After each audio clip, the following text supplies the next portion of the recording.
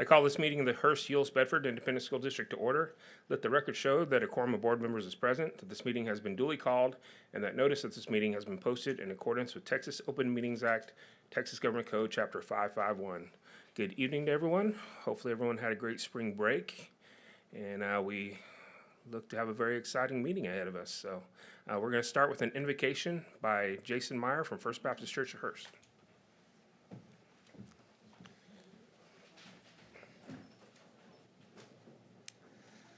Hi, would you bow with me as we pray? Our Father, we are grateful tonight for the many, many men and women, both in this room and throughout the district, who invest so much of themselves they invest in the lives of kids. I thank you for those, some in this room, who invested in the lives of my kids here in this district. And thank you for the excellent education that is available to us here in the HEB district. As this important meeting is conducted tonight, I pray for your direction and guidance for these men and women of the board and those who will bring business before the board. May it be a fruitful and blessed time, and may the results of it continue to push this district toward excellence so that the lives of kids will continue to be blessed and set on a course for excellence and success. We ask for your blessing tonight in Christ's name. Amen. Thank you, Pastor Meyer. Next, we will have our invocation that will be led by Christopher Beaver and Mark Paquette from Trinity Lakes Elementary.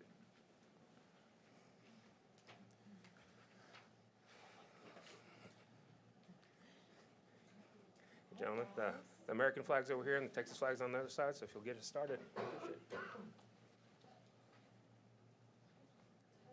Allegiance to the flag of the United States of America, and to the republic for which it stands, one nation, under God, indivisible, with liberty and justice for all. On the Texas flag, I pledge allegiance to thee, Texas, one state, under God, one and indivisible. All right, thank you so much. I have a couple certificates here for you guys. So, yeah, and Mark, there you go. This, and folks want to take a picture of you right over there. Mark is extremely honest, trustworthy, and hardworking. He sets a great example for the other students and aspires to be successful in everything he does.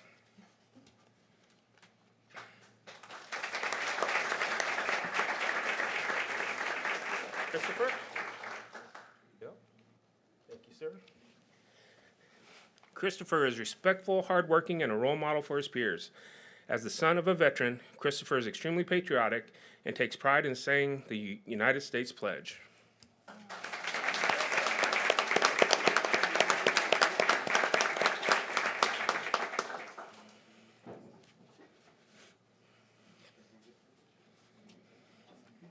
Well done, guys. Thank you, guys.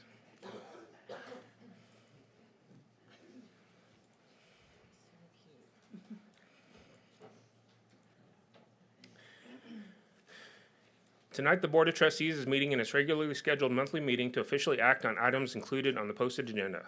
The board welcomes and appreciates comments and input from the community. Open forum is provided at each meeting to allow the public to address the board.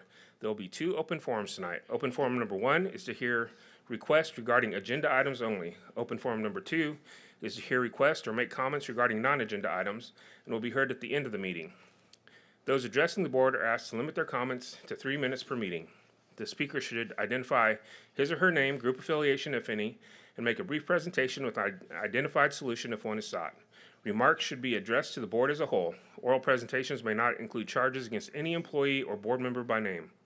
It is my responsibility to determine if a person addressing the board has attempted to resolve a concern informally or through the district's complaint policies. If not, the speaker will be directed to follow the appropriate policy. The board requests that all presentations be made in a courteous, respectful, and professional manner and asks that speakers monitor their own behavior. If you wish to speak during one of the open forums, please fill out one of the cards located on the table in the entry hall. Now we will go over our board activity chart. I'll start with Mr. Cargile.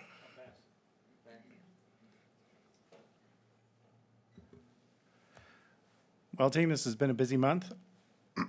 Started the month by getting a wonderful opportunity to read to the Bel Air kids. I know many of us got to do that. And then followed up by the bond tour. And then the week after that, one of the great things that we get to do is pass out invitations. And I got to visit and cheer some teachers as well as principals over at Stonegate, Harrison, Shady Oaks. And then when I showed up at Harvard Junior High, they were prepared for me to launch a rocket, which was quite outstanding from the STEM guys. The Award of Excellence was good, and as was the Extra Mile. And so it's been an awesome month dealing with quite a few things that we got to participate in. All right, Ms. Ross? At the awards. I have been busy as well. Of course, this is my favorite time of year when we get to go celebrate the kids. So I have gone to read at Bel Air, Bell Manor, and Oakwood Terrace, and brought a little show and tell. So one of the things I loved at Oakwood Terrace is they're doing little slips, and when someone in the school sees something that a kid does that isn't being noticed, like if they're picking up trash or being kind to a friend and someone notices, and then they get to go to the office and they get the slip and they get to pick a prize, and I just thought that was a really good way to reinforce positive behavior. I loved it because when I was there, I got to see 2 kids come in to get their prize. And then I couldn't bring the posters I got from Oakwood Terrace, but you know, when all the kids sign their names and you can see like this time of year how great they're doing on their reading and their writing. And I see Miss McCartney back there laughing at me. She showed me some really great examples of the writing and stories that kids are doing at Bell Manor. Kids are making great strides, and it's just been a really fun time being in the elementary schools. I also went with the Bell Manor Leaders of Tomorrow Boys Club. We went to LD Bell and spent some time with the coaches, and we went with Stonegate too. And it was great to see the coaches really pouring some mentorship into these young men. Great afternoon. I went to Arbor Creek. They had their first annual coffee house and art auction, and it was so fun. They had musical performances, theater performances, and they actually had an art auction. So I bought a lot at the art auction. So if anybody, I kind of don't want to share because they're great, but I did bring it if anybody wants to take a piece. I have 7 of them. I would love to share these with anybody that would love to take one home. They were just so fun to see these kids. They were so excited about their art auction items. So I also went to see the Hurst-Euless Junior High Boys Choir in the UIL competition. I had never been to a UIL competition before. The sight reading blew me out of the water. Of course, I was crying, but I just could not believe how well they did. The whole process of it blew me out of the water, and it was probably one of the favorite things I did all month. I also went to Hurst Junior High and visited Miss Gandy's class, so she kind of teaches the life skills. And I purposely went on this day because it was the day that the junior high kids get to learn about taking care of babies. Oh, it was awkward, and it was fun, and they're like trying to diaper them and learning how to put them in car seats, and they even had a station where they were teaching the kids how to read to the babies. It was completely eye-opening, and by far the biggest laugh I had all month. Also did the Awards of Excellence that is sponsored by the HEBISD Education Foundation, which I also sit on the board, and it's, honoring 33 kids and 33 teacher mentors is always a highlight of the year. We had the Extra Mile Awards the other night to honor other district employees, and that's just always very special too, because they're the people behind the scenes that really, they're sometimes the first ones that see our kids in the morning, the bus drivers and child nutrition, fixing all the technology. It was an outstanding event. And then we took our board ambassadors on a tour of the district on Saturday, and that was fun because we kind of get to show off what we've done and talk about what our plans are for the future. So it was really great time spent with them because now they can go out and be the best ambassadors for our district. So I've been busy, but I have had an excellent month being out in our district. Ms. Cole? I've been busy too, but I'm not going to repeat some of the things that Mr. Campos and Ms. Ross already talked about. I visited to hand out the invitations for the employee banquet. I visited Shady Brook and Bedford Heights and Bell High School and Trinity High School and Bedford Junior High. So I got my steps in, and I did some rehab in the process, so that was good. I also have attended several games. there have been a lot of Trinity versus Bell games lately. I went to both the girls and boys soccer, Trinity versus Bell, and I went to Trinity versus Bell baseball the other night, which for those of you that did not get a chance to attend, they did a really fantastic honoring of Jason Caruso prior to the game. It was really, really special. And of course, Bell has also had a loss on their team. The coach's father passed away, and so it was a really special evening for our two schools who are rivals, but yet these kids in the tough times, they know how to come together. We could all learn from them. And that's all for me. All right, thank you, board members. I'm going to pass as well. We are ready for open forum number 1. Okay, thank you.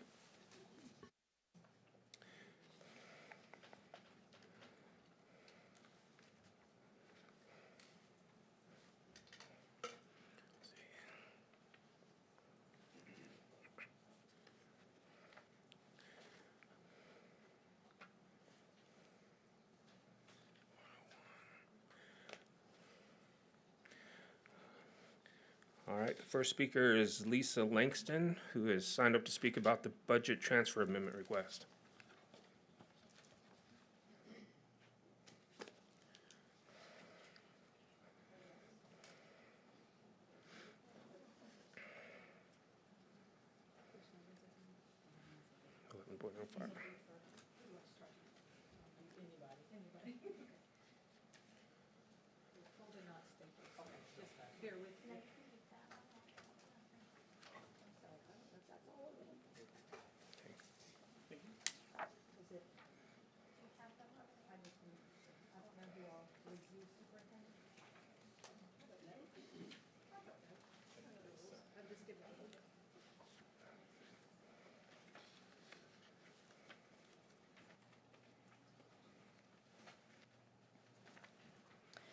Good evening. I am referring to Agenda Item 11.05, referencing school leadership travel expenses. Please refer to your packet, particularly page 1. There's a tweet mentioning the trip to San Diego for the NSBA Public Ed Conference. According to the budget report for last month and for school board proposed budgets, with which, in looking at that, for the school board spending, there is a lot of big miscellaneous numbers in there. So I'll be paying closer attention next year for budget, why there's so many miscellaneous numbers that are $6,000 to $10,000. I see money has been transferred. I'm assuming it's for going to the NSBA in San Diego, California. I am asking for a follow-up answer to this question. How much money is being spent for this trip? Public conversation tells me at least one board member is staying at the Hard Rock. This is my tax dollars. Is this being paid out of our taxpayer money, or is NSBA compensating you? 19 states have withdrawn from the NSBA. Why is HEB still aligning itself with this organization? NSBA called parents that want to be involved in their children's education domestic terrorists. Do you think I'm a terrorist? You're supporting that. You're using my tax dollars to support that. You're going to a state that kept illegal mandates in place the longest. I find it hypocritical for a school board that we had to beg and plead to have the option to mask or not mask is now choosing to travel by plane to another state to attend a conference in close proximity with other people when a virtual opportunity is available. Speaking of virtual, most of the board shared that you felt virtual school is adequate for children to learn. So why do you need to travel to California for this conference when you can attend virtually? I would like to know how attending this conference and spending this money directly affects or improves the education of the children in our district. Not only has the NSBA aligned themselves with the Department of Justice in calling parents domestic terrorists for caring about their children's education, the conference itself offers multiple sessions on diversity, racial equity, which is illegal in the state of Texas as of December 21. This further causes me to question not only the expense of this trip, but the professional judgment of this board. Repeatedly, this board continues to thumb its nose at state laws. On March 4th of 2022, in Texas, along with 13 other states, we filed Texas, filed a lawsuit against the Biden administration in a Freedom of Information Act lawsuit regarding the release of documents that may tie ranking officials to a memo released by this organization, calling parents domestic terrorists. So the state of Texas, represented by Ken Paxton, has filed this, yet HEB is going to attend this conference and support this organization. Do your personal values align with this? As a stakeholder, I'm asking you to cancel this trip, as well as disassociate yourselves with the NSBA completely. All right, thank you. Next speaker is Craig Bearden, speaking on 11.05 budget transfers and amendments.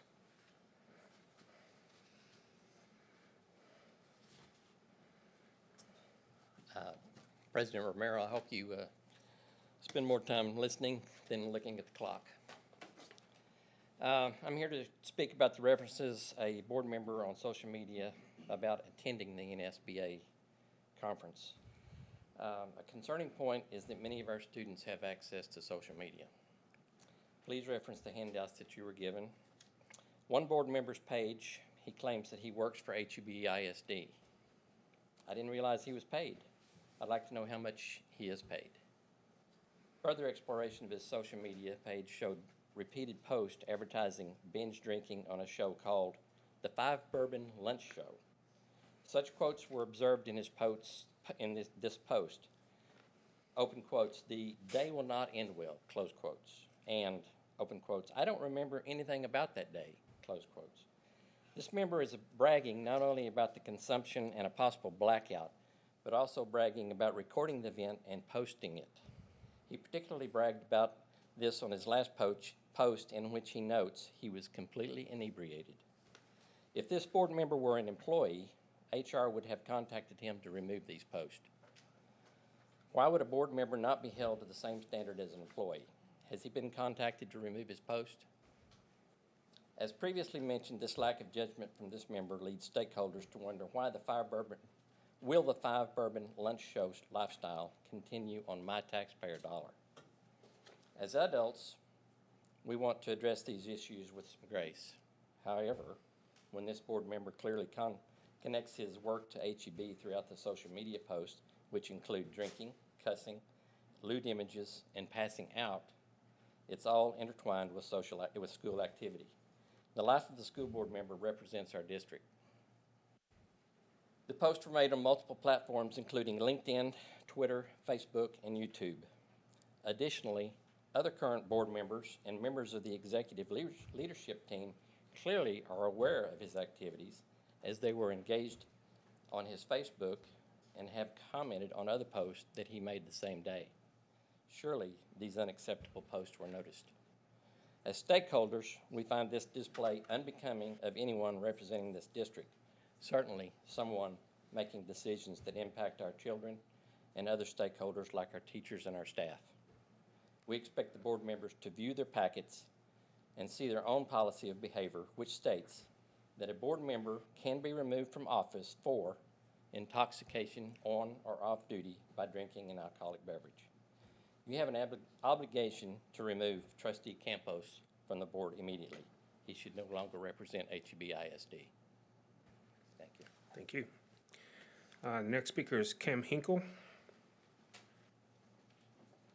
speaking on budget transfers and amendment requests. Good evening. My name is Kim Hinkle. I am here to speak in regards to amendment, agenda item 1105, also regarding NSBA, the National School Board Association. I'm a parent of 3 students in this district. My first priority is to be at home taking care of my kids, which is where so many parents are tonight. I should be there myself, but now I am compelled to come speak out against what I have come to know after seeing the social media postings of a board member. I have been reluctant to come forth previously in large part due to the comments of the NSBA.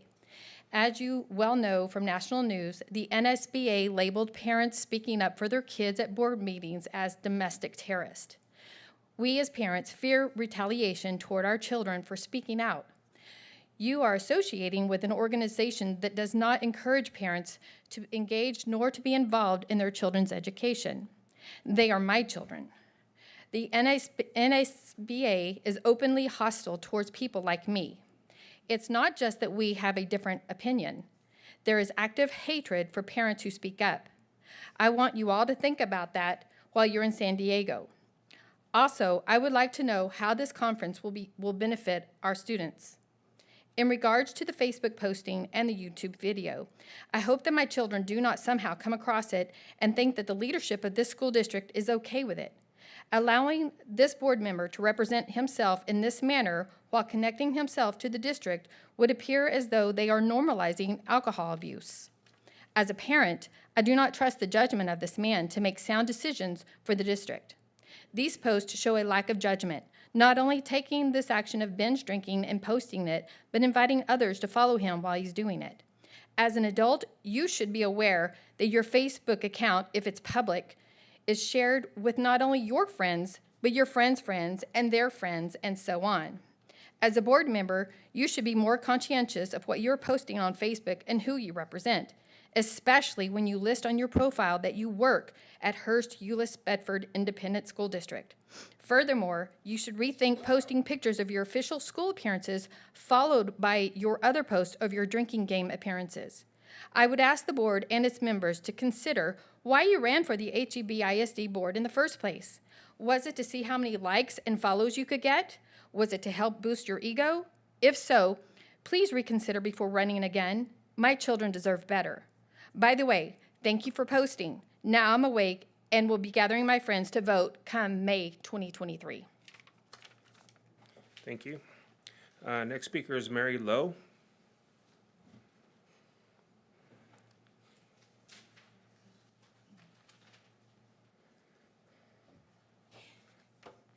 Thank you for allowing me this opportunity to speak. The last time that I was before you, it was in private quarters with Joe Harrington and Mr. Chapman and a parent. And at that time, I was discussing with them what seemed to be covert approval of funds without bringing them before the board.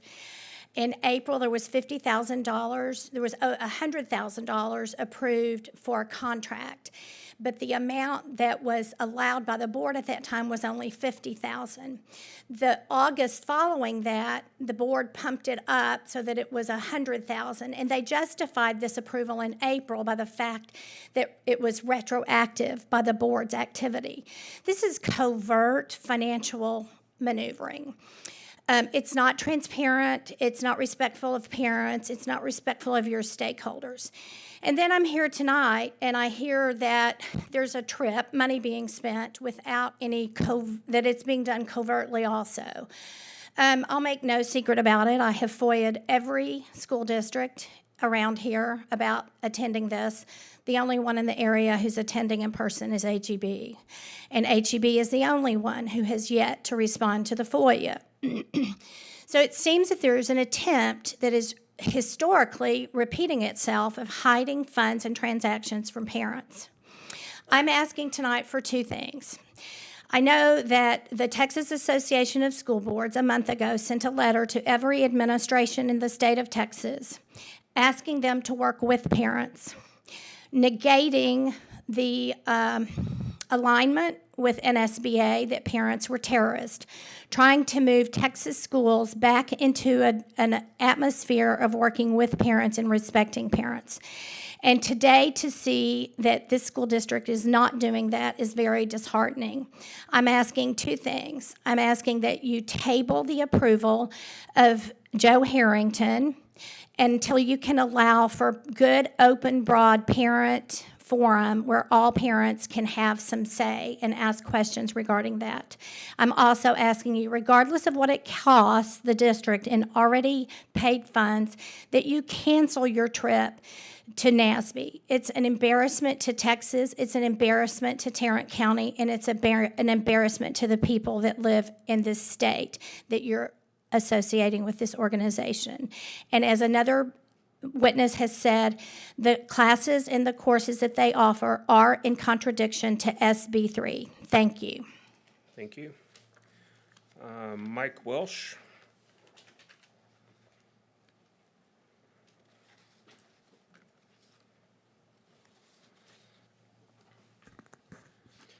My name is Mike Welsh, and I live in Bedford.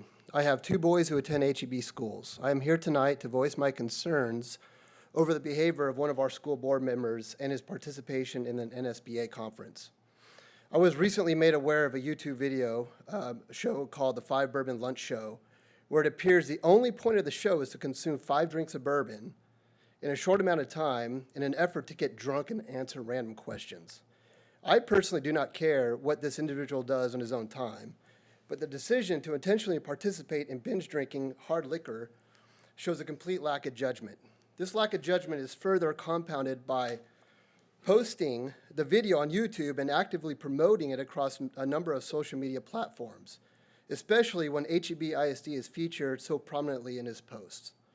It is no secret when you view his individual social media that he represents HEBISD. Is this how we want the students of our district to see their board members behave? Why would this individual think it's a good idea to not only engage in this behavior, but to encourage others to watch him engage in it? How am I, as a stakeholder, supposed to believe that his ability to effectively execute his duties as a board member? It's truly surprising the lack of awareness being displayed by this man. Additionally, I took offense by what was said during the show, and here's a quote. "I don't share this publicly with my friends, but everything to me seems funny. You know, most people see life and they think, oh my gosh, you know, this is a struggle. To me, it's quite humorous. The things that happen on us a day-to-day is just funny." Later on in the meeting, this district is going to present reading and math data for our kindergarten, first, and second grade students. I don't pretend to know all the data, but I know that there's a lot of negative movement, a lot of percentages are going down compared to pre-pandemic years. Am I supposed to find that amusing? I know mental health concerns in students are an issue. Depression, anxiety are serious problems facing students. Is that quite humorous? Teacher stress levels are through the roof. And the national news stories talks about an upcoming exodus of this teaching profession. I guess that's something to laugh about. Financial stresses for HEB's families are a real problem. How are those families supposed to respond to this video? It must be nice to be free and easy as a board member where drinking to the point of blackout during lunch is no big deal. And again, what kind of message does this send to our students?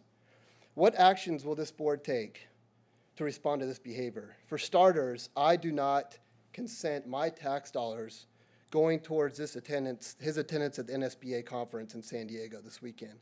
I can't imagine HEBISD employee would be allowed to post this without some sort of discipline. Why would a board member have any different standards? I look forward to hearing your corrective measures for this action, because it's a complete public breach of trust. All right, thank you, sir. Thank you. Next speaker is Miranda Beckman.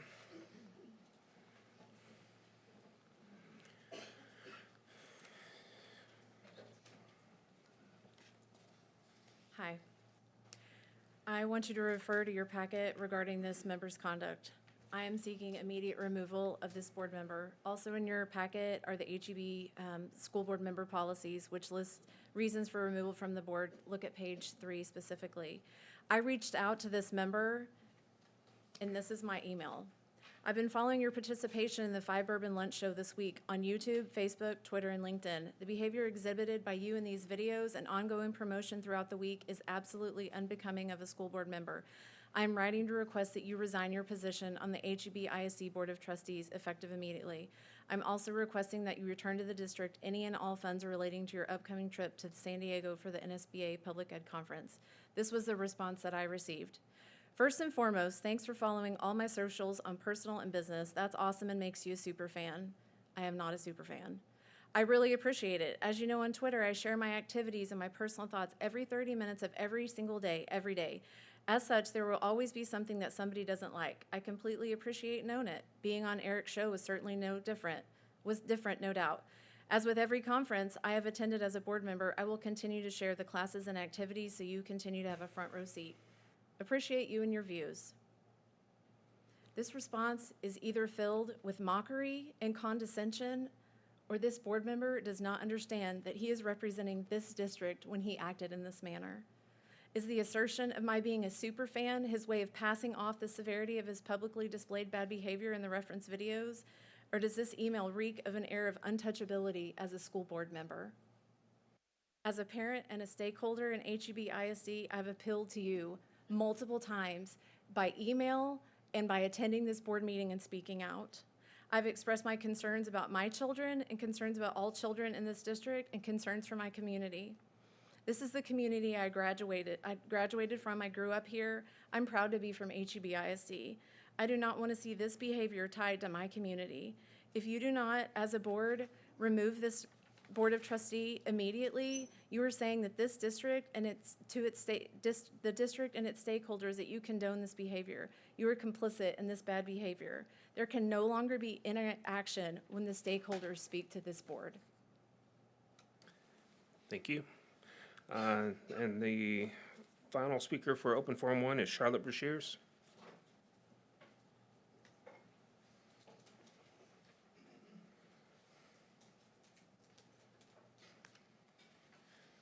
Okay, as a stakeholder, I have learned our board is attending the NSBA Public Ed Conference in San Diego. And out of concern for our children, I looked up the sessions that will be available for you. And I noticed so much SEL, CRT, and data mining.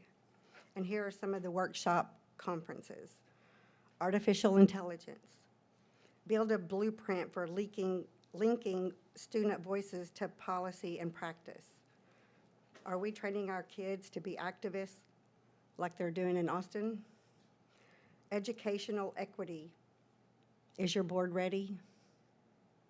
Diversity recruitment. One district's equity journey. The necessity of deeper learning to ensure equity. The radicalization of school boards. Ironically, this is about conservative voices on the board. The ABCs of DEI, which is diversity, equity, inclusion. Community wellness. Successful eliminating barriers to learn SEL. Navigating legal issues in school boards relating to LGBTQ status. Where are the lessons or the sessions on basic fundamental education? You know, remember reading, writing, and arithmetic? What are you bringing back to our teachers to then teach our children? These are all in opposition to the Texas laws in the legislature and the TEA. Furthermore, these topics are all controversial widely throughout the nation. These are political and are a violation of the law for a government agency to spend money on this. And this is exactly what you're doing. I demand that you cancel your plans to attend this conference. And in the future, we ask that you are transparent in this type of conference attendance and spending in advance. If you're going to a conference that labels me a domestic terrorist, I would like to know in advance that you are going to a conference such as this. This was planned behind closed doors. What else is being planned behind closed doors? I am asking you all to withdraw from this conference and find a better way to use my tax dollars. All right, thank you. At this time, the board will be going into closed session pursuant to Texas Open Meetings Act, Texas Government Code, Chapter 551. The board will adjourn to closed session to consider items section 551.071 to 551.074.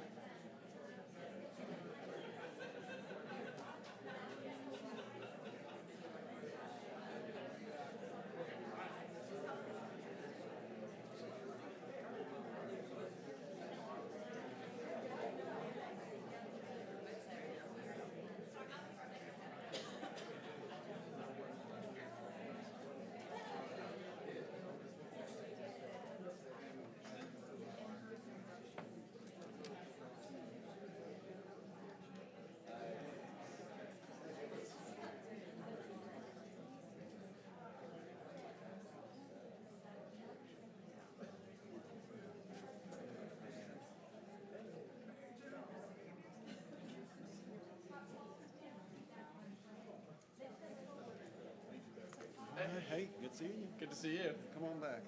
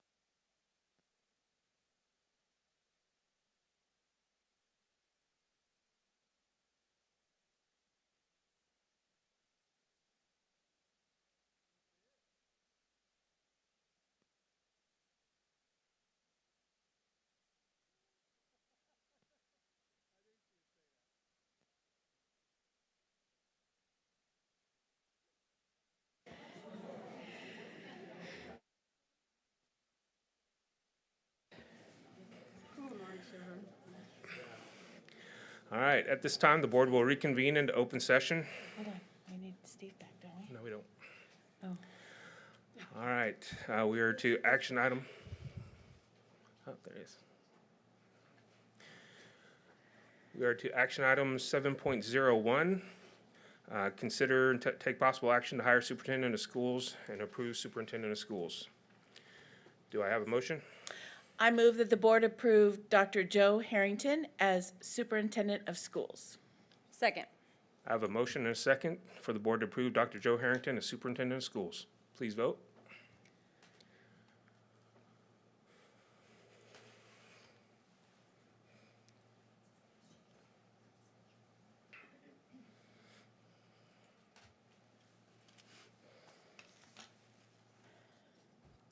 And that motion passes. Congratulations, Dr. Harrington.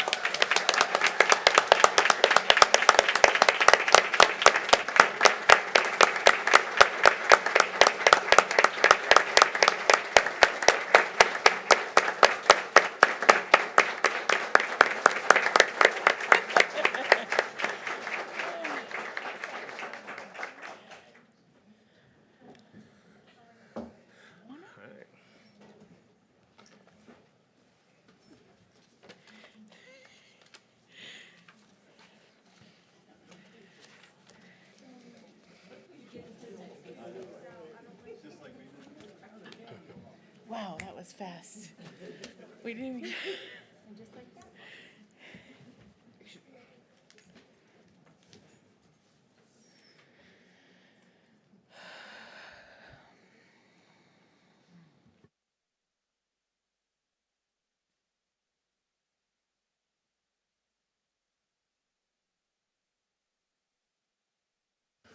All right, Dr. Harrington, welcome to the dais.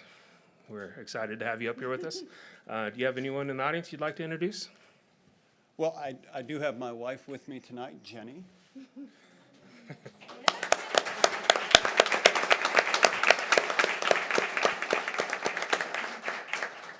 All right. We are excited. Okay, thank you. At this time, we will continue our meeting to consider approval of donations, 8.01. I will accept a motion. I move the board approve the March 2022 donations as presented. Second. I have a motion and a second for the board to approve the March 2022 donations as presented. Please vote.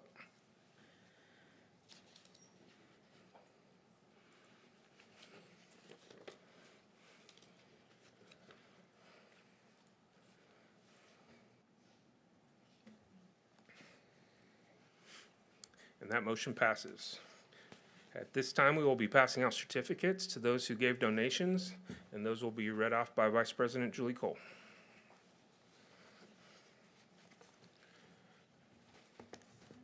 Okay, this evening we have a grand total of donations of $9,908. So thank you to this community for always supporting us financially. First up, we have board member Dawn Jordan Wells, and she has a $1,000 donation from T-Mobile. This is for PR and marketing for the Better Together Employee Appreciation Program. And Ms. Deanne Hollander will accept the certificate of appreciation.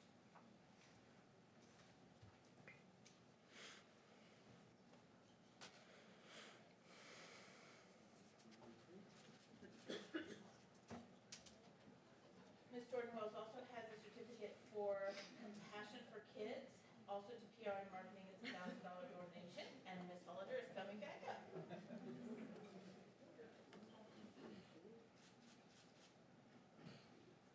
Deanne, you're next as well, because Mr. Cargile has a certificate of a $750 donation from Cross City Church for the Better Together Employee Appreciation Program.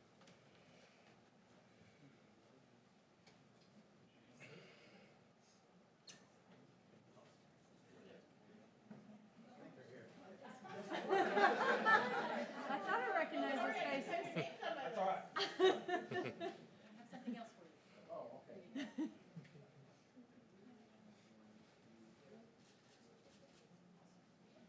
Thank y'all.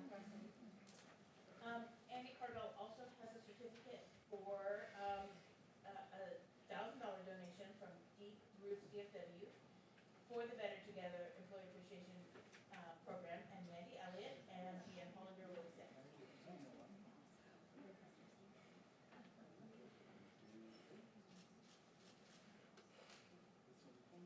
Thank you, Mandy.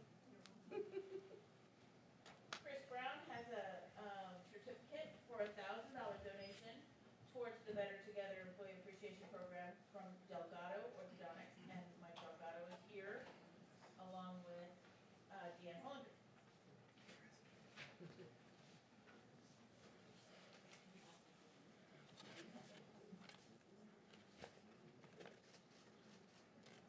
Thanks, Mike. Chris Brown also has a certificate for a $1,000 donation to the PR and Marketing Department for the Better Together Employee Appreciation Program for Mid-Cities Arlington Swimming. Brian, is Brian here? Good, because I can't say his last name either.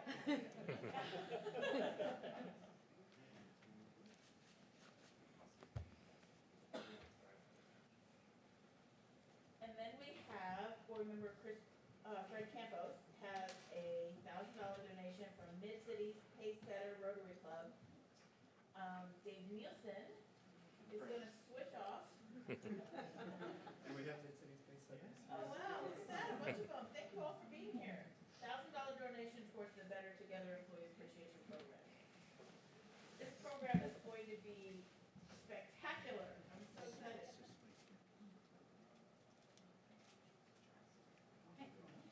Thanks, Jessica and Angie.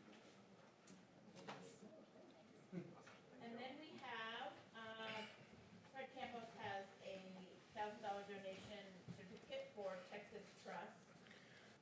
There's someone here from Texas Trust. Tyra. There's Garcia. Tyra. This is a $1,000 donation towards the Better Together Employee Appreciation Program.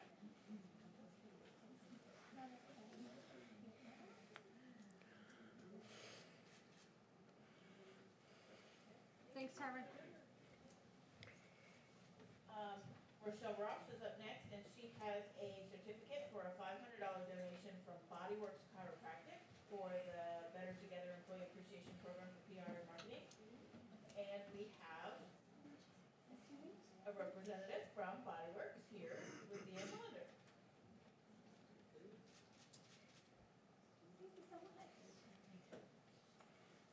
Ms. Ross also has a certificate. This one is the certificate is for Trinity Lakes Elementary PTA.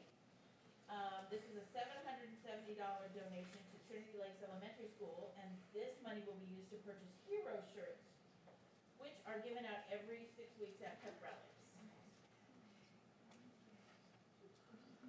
And we have the leadership team from Trinity Lakes.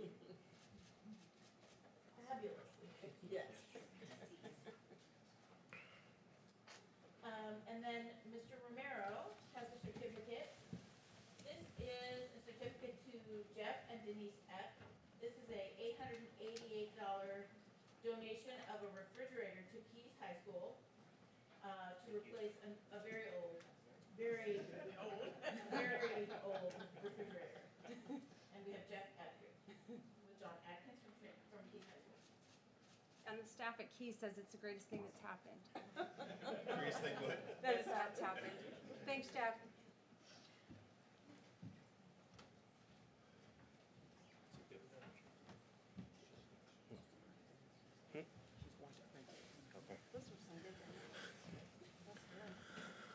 Okay, I wanted to get those taken care of. But without objection, I'd like for the board to take a 10-minute break. We're not going to close session, but just taking a 10-minute break so that we can take care of some paperwork issues. I think that's fantastic. So we will return in 10 minutes. That's probably a good idea. Do we have to sign here?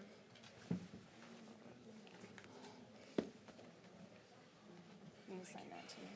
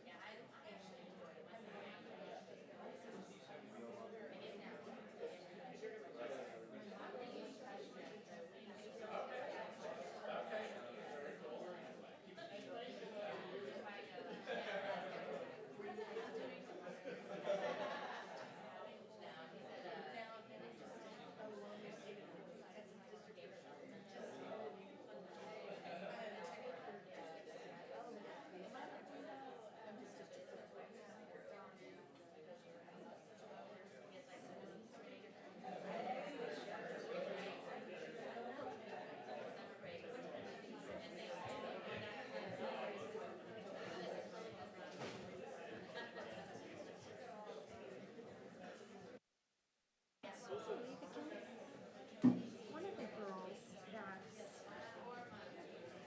in leadership HEB needs to complete her requirement for a public meeting. Oh, and she's coming to She comes for like 30 minutes and then she leaves. Well, I'm not going to sign her agenda. I'm pretty good she's I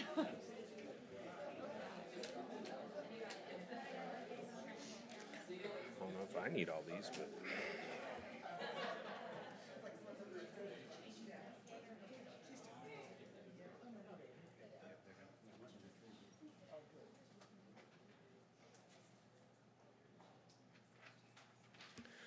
All right, thank you so much. We're back in open session. At this time, we'd like to introduce our student ambassadors who are here in the back of the room. Tonight, we have with us Mozan Mohammed, who's a senior at Bell, and Annie Davenport, who's a senior at Trinity.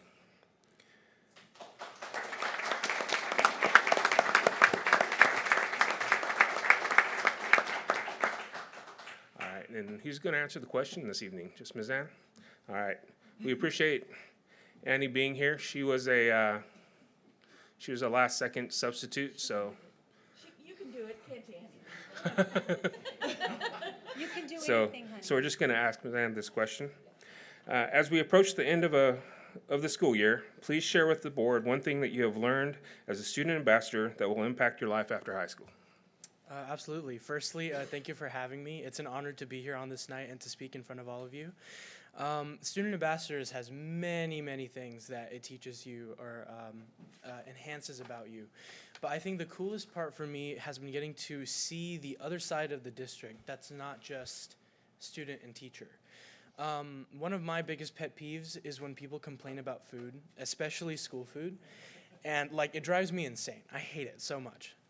Because I've always grown up on the idea that I am fortunate in that people don't have what I have. And my parents always made sure that I would never see a day that there wasn't food on the table or that we were struggling to live in our house. And so being in that environment, it made me very aware to people who do have to deal with that and students who do have full-time jobs and are the only providers of income in their family. And so when people complain about food, it makes it really irritating to me because there's people who don't have food on their table. But it's always been hard to back that up. Like, okay, yeah, maybe the bread isn't always like that warm, or maybe there's some sort of issue with the steak today. Like, it's hard to back it up with evidence. And the coolest thing that I think Student Ambassadors has given me is the ability to go, okay, well, hold on. Like, did you know? Like, okay, what happens if the power goes out? Where does your food come from then? And so having this background knowledge and being able to go like, okay, they plan for that if this high school's power goes out, that they're gonna get food from this place and this place and this place, but every kid will have food. And I think that whenever you show that to people, they really realize like, oh, it's not as straightforward as throwing something in a microwave. And that there's so many like logistics and things that go behind it. And I think that's the coolest thing. Another example was seeing the buses and how the buses work. And this actually popped up for me today. We were talking about transportation for UIL or pre-UIL next week. And they were like, we don't have buses. And I was like, oh, well, yeah, that makes sense because you have buses every morning. During that time, buses are going to schools and picking kids up and dropping them off. And whenever people get mad about buses not being there on time, I'm like, okay, but do you realize how many kids are having to be dropped off at different spots? Like, that's insane. And so to be able to see things like that and know the background and be able to educate your peers, I think has been a really, really memorable experience for me. So thank you so much. Thank you for having me. You want me to? Okay, can you reiterate the question? As we approach the end of the school year, please share with the board one thing you have learned as a student ambassador that will impact your life after high school. One thing I've learned definitely is this kind of goes hand in hand with my last question at the last board meeting. And I kind of want to tweak it a little bit. I want to talk about unity. I think that was amazing. We have the opportunity to talk to Dr. Harrington, sorry. And You're just amazing, and I want to thank you for coming and talking to us and asking the questions that needed to be asked. I am so sorry. Asked. So thank you so much, and I just want to thank every board member here. You really make me feel at home, and you always will. So thank you. Thank you. Appreciate you guys. All right, so we are at item 10.01, consideration of approval employment recommendation. This is an action item, so I will accept the motion. I move the board approve the employments as submitted. Second. I have a motion and a second to approve the employments as submitted. Please vote.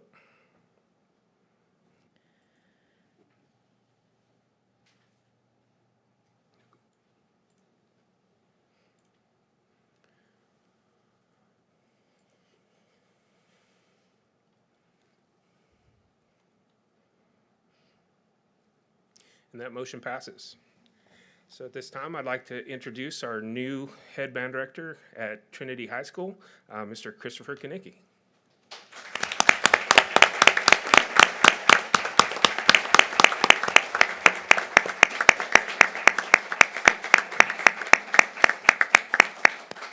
Thank you. I'm joined here this evening by my girlfriend, Victoria Hicks.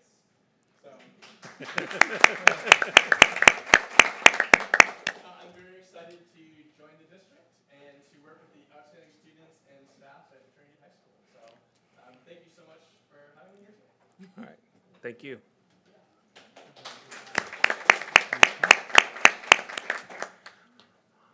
All right, we are at item 11.01, consideration of the consent agenda. Does any board member have anything they'd like to remove from the consent agenda?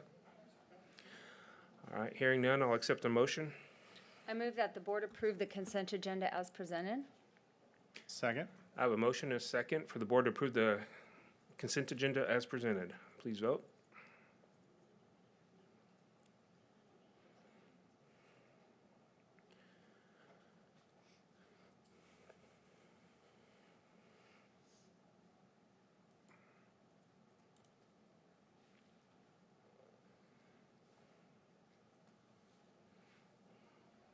And that motion passes. We're now at item 12.01, disbursements for the month of February 2022. Did anyone have any questions on disbursements? Next item, report on retirements and resignations. Any questions? Okay, 12.03, goals 1 and 3 scorecard data. Mr. Streeter and Ms. Tuttle.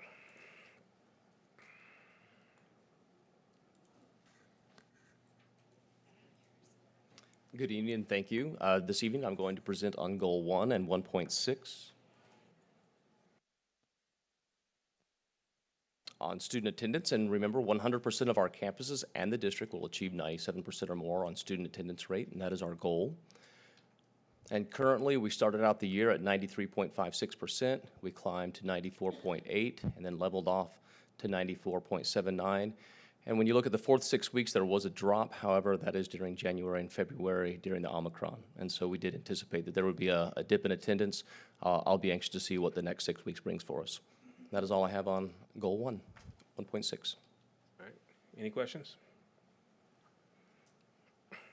All right, and then goal 3.1 is aligned, 97% or higher annual average employee attendance for all campuses and departments. And you see that this is similar to what we just looked at, and this is the new format that we're using to match the data in 1.6. So we are at 95.89 for the fourth 6 weeks for our employee attendance. So again, lower than where we started, all mainly due to the absences related to COVID. Any questions? Any questions from the board? Okay, thank you. All right, next is a fun one, STEM and HEB reads. Ms. Elledge, take it away. Well, good evening. I am excited to be here. It's been a while. And I wanted to give you a quick update and just run through some information about our Reads event, and then some of the things that will happen this summer, because we have some amazing activities planned. So I'll start with our kickoff event. It is going to be Saturday, May 21st. This is a change. The city of Bedford had asked us if we would not host or have our event on the same day as elections. So after kind of going back and forth for, I guess, 5 years, we decided, okay, we'll move it to a different Saturday. Never thinking to look at the calendar that this was an inclement weather day and that we would have to utilize the inclement weather day. So I expect to see every staff member in HEB out here at our event on that day because they have no excuse not to be here. But we will be here at Pennington. One of the things that we're really excited about this year is, and I have had this in my head since I saw something from Birdville Reads a few years ago, but the digital billboard at 183 and Precinct Line Road, we are now going to take over. I don't know if you've seen what's up there right now that the district has, but we're going to have it for 2 weeks leading up to the event. So it'll just put it out there for the whole community to see. The ads will run for 8 seconds. They loop back around every 64. And then we're guaranteed 1,250 spots per day, over 17,000 in the 2-week period. So we are really excited about this. There is one on the east side of town that we've considered, but I want to see how we do with this one first, and we might add it next year. So our Reads event will be Saturday the 21st here in the parking lot, and it will be in person this year, weather permitting. Children will still get one book. Families will get a box of STEM activities. In and Out is coming again, and it will, of course, be while supplies last. So just to kind of give you an idea of what's been approved by Bedford Police and Fire, which Dr. Harrington is very upset there's not a petting zoo this year. I'm sorry, but we do have some animal acts that will be on the stage, and I'll explain that in a second. But one of the things we're going to add this year is the DFW Bubble Bus. So think the Mystery Machine from Scooby-Doo. Okay, think the 1970s type van. So it looks like that, and it shoots out bubbles and plays loud music for 3 hours. Awesome. So it gets its own little spot over there on the side of the stadium. But we're excited to have them join us. This will be a first for them. And then we've made a few changes to the event. We've kind of, I guess, lessened our footprint a little bit, just to make our activities more powerful instead of stretching to have a bunch of small ones to have some really powerful ones. So we've created 4 zones, and we'll be doing a tech zone with the think tank, the create zone, game zone, and a giveaway zone. In and Out will still be here. We'll still have our public works group that's always been a part of it, as well as our police and fire departments. So none of that will change. We will utilize the stage this year, and I'll tell you why. Because our book theme this year is it's reading cats and dogs. And all of the acts on the stage will be animal acts that will be coming in throughout the event. So we'll have things go in there. And just to go back, we'll put the picnic tables in front of the stage. So when people get their in and out, come over and sit down at the picnic tables and enjoy the entertainment. But we have as many different popular, high-interest books for the kids that we could find. We are so blessed to have our retired service employees contributing, our Rotary contributing. We're able to get great books like these that the kids literally will want to fight over. So it's a good problem to have, and we're excited. Any questions about our Reads event? Any questions from the board? Okay, now everyone has a shirt. Mr. Brown, do you have a purple HEB Reads shirt? Yes, I do. Okay, good. Just needed to make sure everybody had a shirt. If you need another one, let me know. But we're going to stay with the purple. That seems to be a favorite for everybody. So we are going to take Lunch and Learn on the road again. It worked really, really well last summer. With a small exception, we had very little participation out at Post Oak. It's very difficult to find a centralized location out there because it is such a large area. So we targeted 3 schools. All of these schools will participate in summer school and also be part of our summer dining. So we'll have all of them, and we will be 30 minutes at each one, so 1 in each city.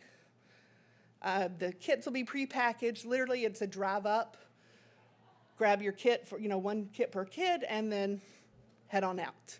And then we'll rotate with the city libraries so that we're all taking a week at a time to do this. But we think it will be as good as it was last summer. At least we hope so. Any questions on Take and Make?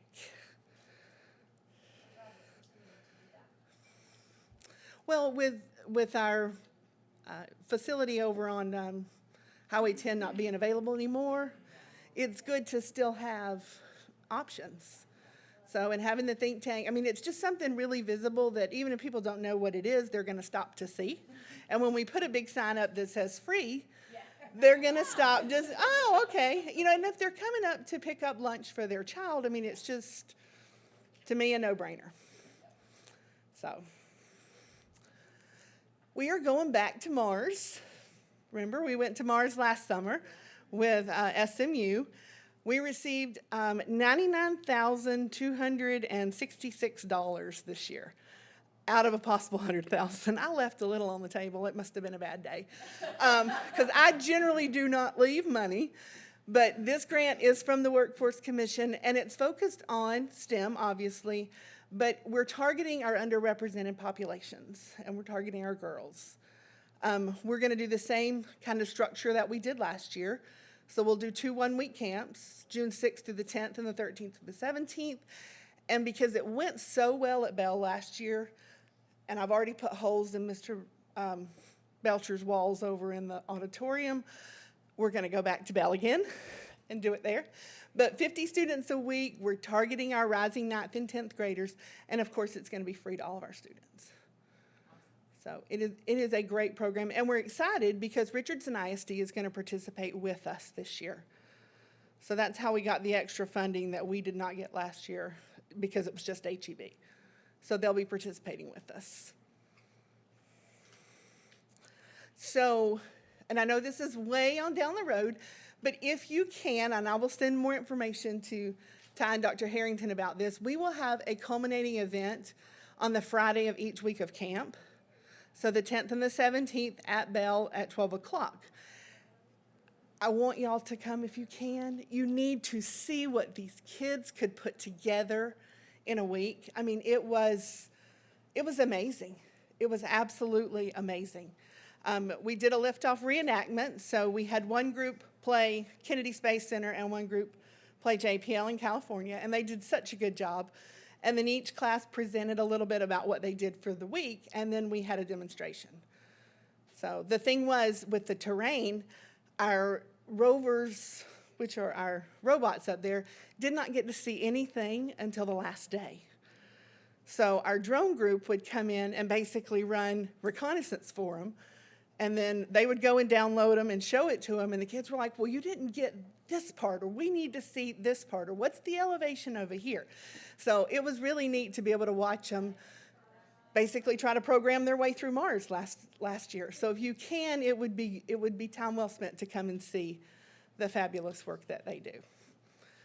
Any questions on our mission to Mars? So now staying into STEM. So we've got schools of choice updates. Our junior high programs, this is super exciting. Hurst Junior High is going to be an Amazon Future Engineer School. So we are very, very excited, and I owe Dr. Harrington a public apology for forgetting to tell him about this before I did it. Because Ms. Stanton and I we filled out the paperwork, and then we had to go through a Zoom interview with them. So I went over to the campus, we did our interview, and the gentleman said within 3 days we should know if we're going to be accepted or not. And then she sends an email to Mr. Streeter and to Dr. Harrington, to me, and she goes, oh, we got it. And Joe's like, great, could somebody give me a summary of what we just got? I said, you're gonna love this, it's gonna be great, but we are very excited to partner with Amazon. They have a huge commitment, a financial commitment as well as a commitment of their people to reaching out to every student, especially those that are in underserved areas, to make sure that every child has a chance to get to some sort of exposure to computer science. So for the numbers for junior high for this year, we have 50 slots at 7th grade at Euless, 30 are transfers, which I thought was amazing. And then we have another 38 that have put that as the first choice on their course request. So obviously we're going to need to hold a lottery for this. Cybersecurity at Hurst is the same way. They have 50 slots. We only had 5 transfers, but we have 87 kids that have requested cybersecurity for next year. So with 50 slots and that many students, we're going to hold a lottery again. And for Central, now they have 150. Remember, we have 2 teachers that teach there, and they each teach 3 classes, where our Hurst and Euless teachers only teach 2 classes. So that's why we have 150 there, and there's only 1 at Euless and Hurst. But we have 94 transfers. 55 of those students are zoned for Central, and they have 1 open slot. So as you can see, our STEM schools of choice at junior high are doing quite well. Quite well. Any questions on these numbers? I know that you get a copy of this PowerPoint. That Amazon icon is linked if you want to click on it and learn a little bit more about the Future Engineer program. My last one is elementary. These are our current numbers as of students in the seats right now. There's really no need to put an application out there because there are no spots. We are literally looking at 96% capacity, and we don't anticipate being able to accept any transfers next year. So we did not really even market this because we knew just based on these numbers, we were looking at, 5, 6 slots, and that was it. So that is a great problem to have. Now, along with this, we have submitted our application for the Level 2 Computer Science Grant with SMU. We submitted that in February, and hopefully by June, we will know if we're going to be able to go forth with that. Do you have anything with that you want to add? You were involved in that with us? Yes, he did. I did. Yes, and he had, as did Darla, some wonderful recommendations for us to put in there for this next time. But we did ask right at $1 million. So we will cross our fingers and hope that we've been able to give them enough in our first grant to be able to continue it, because that's what this will allow us to continue to do. So that is it for mine. Are there any questions or comments or concerns? Any questions? You do good work, Kara. Thank you, I try. Hey, Kara, we're so excited to have the HEB Reads. I know last year it was kind of in person, but to have it back in its original form, and the HEB Reads is near and dear to this school board's heart, because we know it was born out of a collaboration between us and the cities, and one of the things that makes this community so great is how the cities and the school district can work together to do things like this. And we appreciate all the work that you do and all the work that different city librarians put into this. It's just a great community event. So thank you. It is, thank you. And I will tell you that other cities have seen this and have asked. Apparently Birdville has done something in the past, and they had decided this year not to do anything, and their city leaders have said, no, we really think that this is something that's very important. How can you figure out a way to make something happen? So they see the importance as well, and I know they're not able to do at the scale that we do it, but I think it does give them something to look at to say, hey, there are ways that we could modify it to make it in our district as well. So we're working with Birdville to kind of try to help them come along a little bit more. And like you said, when it says free, people show up. So. Well, and what is it? Imitation is the most sincere form of flattery, so I'll take it. What a bubble bus. I know, I'm excited about the bubble bus. Everybody laughed. And I said, and I'm going to put it right over where the restrooms, going into the restrooms, because that's probably our #1 complaint from people is there are no signs for the restroom. I'm like, you see the mystery machine over there? Head that way.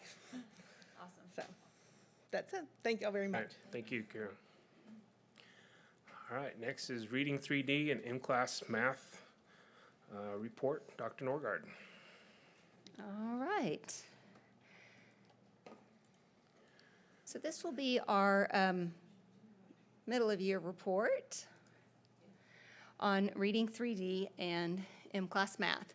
So just some reminders, this is interim data related to our strategic plan goals for early literacy and early numeracy, related to House Bill 3, so some very specific. I'll give you some reminders, especially as we get to the math portion of how that has impacted us and your board goal for evaluating and improving student outcomes. So some reminders as we talk about reading.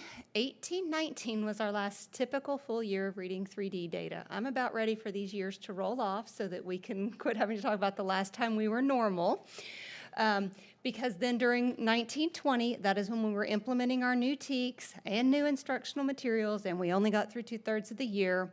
And then last year, in addition to being split between traditional and virtual settings, part of the instrument changed. Amplify updated the DIBELS portion of reading 3D. So several changes happening in a row. So as we look at trend data, it's always important to recognize different things were happening at different years of our data. So when we look at kindergarten year-to-year trend data, so different groups of kindergartners, you can see that as we were having those adjustments that I just talked about over the last couple of years, those big changes, we did drop for those last 2 years, but we are coming back now. We are getting our feet back under us, getting back to those things that we know to do with our reading instruction, and those numbers are coming back up. This is a different group of kindergartners, though, than those previous years. So where they were, what their preschool experience may have been during the pandemic, these are a lot of variables that we keep in mind. We may not be able to quantify all of them, but we know that that enters into this data. These are our goals for DIBELS, Adele, and TRC based on where last year's kindergartners finished the year. We set a goal for where we want this year's kindergartners to be at the end of year. So Holly, on the TRC, that's a letter grade, A, B, C, D, whether they get to A, B, C, D, E, F, G. What do they have to get to in order to pass? Or for text reading counted in that comprehension, percentage up there? So for kindergarten, and this is a great question because we're going to look at where we are TRC beginning to middle of year. At beginning of year, TRC is about reading behaviors. They're not even at a level yet we don't expect them to be at a level yet. We, of course, have some students that are reading behaviors. Can I hold the book? Do I know where the front of the book is? How do I turn the pages? Where does the letter start? By middle of year, they're expected to be at a level C is where our current cut point is.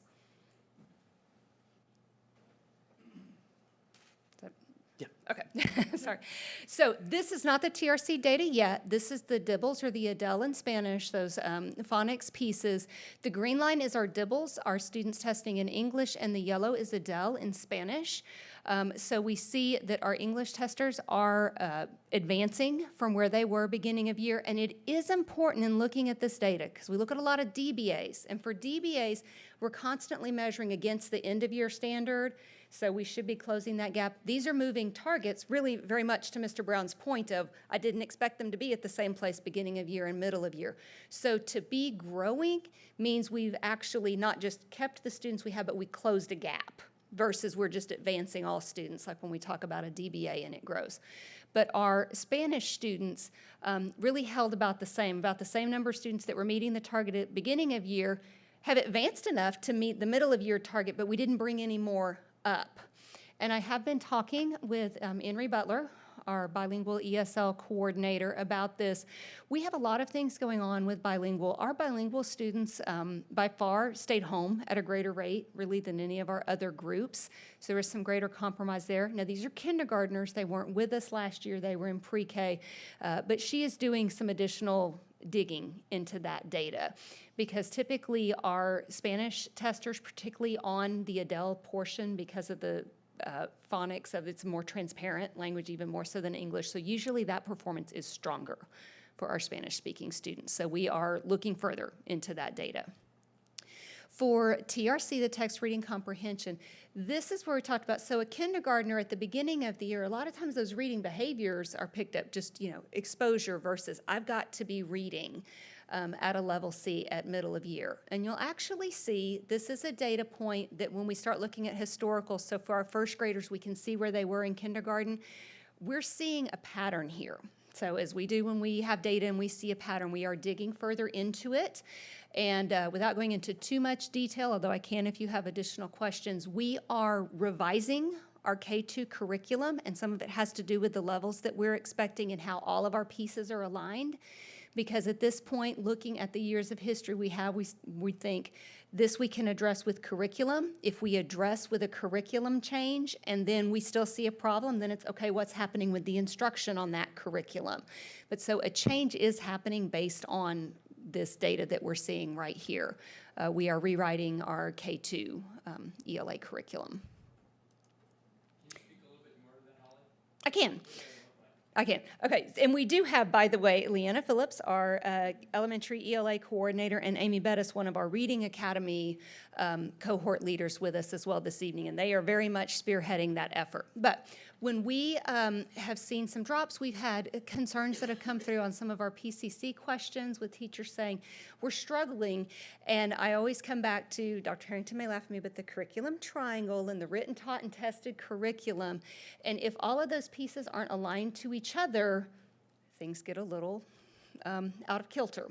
So what we were expecting in our written curriculum, teachers were having trouble getting from the written to the taught. They said, there's too much. You've got to help us pare this down and say, these are these primary activities that we're going to focus on. We can't get to all of the things to the level that we need to be. Then we also have to look at assessment, the other corner of that triangle. And when we really looked at the TEKS, our standards for those levels, and how they were being tested, we were pushing our students beyond.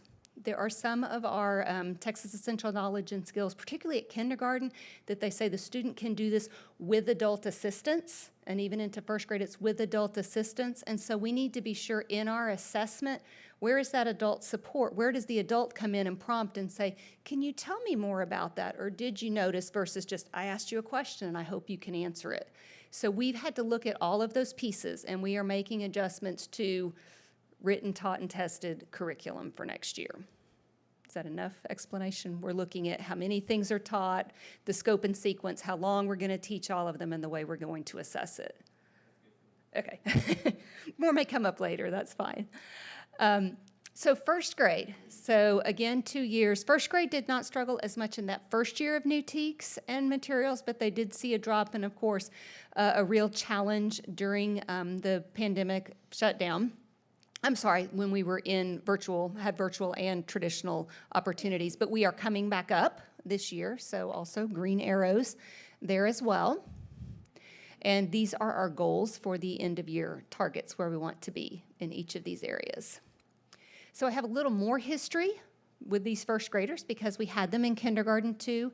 We are not able to separate out for this test like I have with the DBAs, which of our students were OLO and which were traditional, because we found just the format of the testing for Reading 3D, it's one-on-one. We tried it beginning of year because it happened when we were all 100% virtual, and testing virtual versus in-person testing.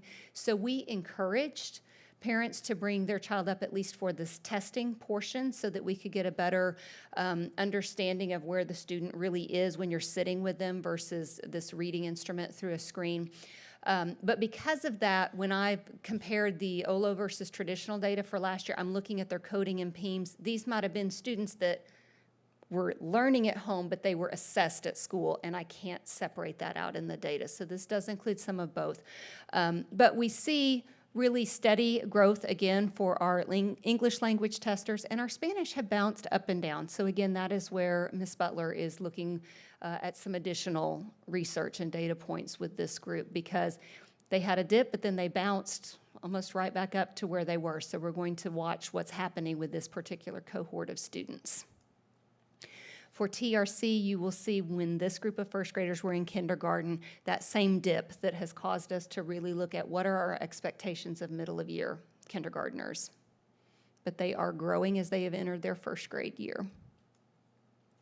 And our second graders, 2 years of drops, but we do see green arrows in Dibbles and TRC. Spanish, Adele is holding even. So again, telling us we're asking additional questions in our bilingual classrooms. Here are the targets for those groups. And this group had broken data because they did not complete their kindergarten end of year. They weren't with us, and we did not have the option at that point to try to test them virtually. But here is where we see our Adele, that yellow line has moved up consistently. Our English testers are also moving up, but it looks different. So those are the kinds of questions that we ask. What's happening differently in second grade versus kinder and first? What kind of background did those students have that made for a different pattern here with this group? And for TRC, again, when this group was in kindergarten, we see that same pattern that has caused us to go back and look at some curriculum revisions, but we've been growing, coming back through first grade and into second. So how we're responding to this data, really we talked about many of these things at beginning of year. We're continuing because we're getting the green arrows, they're moving us, we need to continue to move with those things. So additionally looking at some Hegarty pieces for phonemic awareness, maybe even into grades where we hadn't had as much of a phonics focus, but we see that those were gaps they came up with. We're maximizing that small group instruction and intervention time, whether it's with our LLI kits or amplify intervention activities. And providing additional support. We have ESSER interventionists, we have had consultants training and coaching both our ELA teachers and our SLA teachers through this process. Questions about reading 3D? Okay, so before we move to M-Class Math, M-Class Math needs a lot of context, and I gave you a lot of this context at beginning of year, but it's been a while since we talked about it. This is a fairly new assessment. We gave it for the first time middle of year last year, but I didn't begin reporting on it until this fall because we didn't have a full year of data. We added M-Class Math last year due to House Bill 3. We have long screened, before it was required of us, we as a district screened our kinder, first, and second grade students in reading. House Bill 3 said you need to be screening your early students in literacy and numeracy. So we needed to adopt an instrument. There were very, very few instruments available for math, and they do not have the same longevity, the history of testing and norming the data and really looking at cut points specifically. So we made this decision. We only had those 2 data points last year. What we decided why we took M-Class Math, M-Class and Amplify, that's the same company. We have had such a history with reading 3D, and we've had some hiccups with reading 3D over the history, but we found the company to be very responsive, and we would call and say, our students aren't reaching this threshold. Is that something going on here? What's the data? Why is that here? Or we don't like the way this report looks. Can you create a different report for us? And the company has always been very responsive.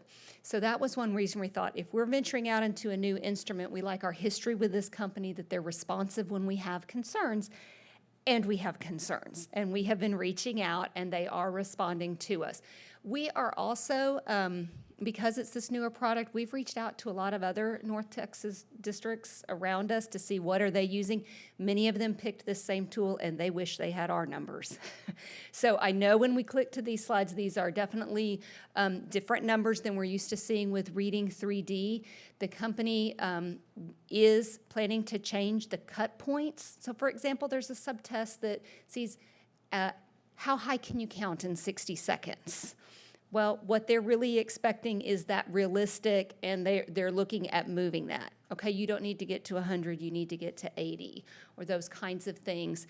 But even though the cut points haven't changed yet, when we see growth, we are growing, because it means in both cases we were held to a really high standard, and we are closing that gap. So that is encouraging, but we do expect these numbers to change as the company rolls out new cut points. So we can look, last year, middle of year, was the very first time we ever administered this assessment. So we have grown, this group of kindergartners is performing much better than last year's at mid-year. So that is part of why when we look at these EOI targets, remember every time we're setting that based on the previous year's end of year, this is a new instrument. So we recognize we are already surpassing that target and hope we continue to surpass it, but we can't adjust our chart midstream. We're not going to move the goal. That is what we had set for last year, and we will continue to grow. And then if we grow beyond it, then next year's goal just grows from that point. So you can see we've had some real strength, and that, yes, we are well on track to exceed that target, which is our expectation. For first grade, again, compared to last year's first graders, we've had considerable growth and are exceeding the target. Now for this group, I did get middle and end of year for them last year, so you can see a little bit up and down as they crossed from kinder into first grade, but have really climbed from beginning to middle of year for this year. And our second graders, also a large jump. So that's with those really high expectations. We have grown across that, and we've seen nice steady growth for this group. So we definitely see the trajectory for them to exceed that end of year target, which we will then adjust for the next group of second graders. So really what we're doing, it's been working, as we can see from this data, is moving back to concrete models and tools. The students, they have to put their hand, they have to build a number before you really understand, why is 5 bigger than 3? Well, there's 5 blocks, takes up more of my hand than 3 blocks. Then moving to drawings and the abstract where I can just see the numbers and know which number is larger than another. And again, targeted intervention, workshop and small group activities. Anytime we can pull those students in a smaller group, use the data that we have to move them forward. So do you have any questions about the M-Class math? Any questions? I have a general question. Yes, sir. Has the mobility rate decreased, stayed the same, increased, or has any effect on these scores? I cannot answer that directly. I could look at our mobility rate and how it would correlate to these scores, but in general, what I'm looking at that I bring to you is district level, so they're still district one place or another. That might show up more in our campus level data. Yeah, because if one campus have a 50% mobility rate, then those are 50 or 50% new kids coming in to take that test that hadn't been taught in our school before. So it does have an effect on those scores at that school, so.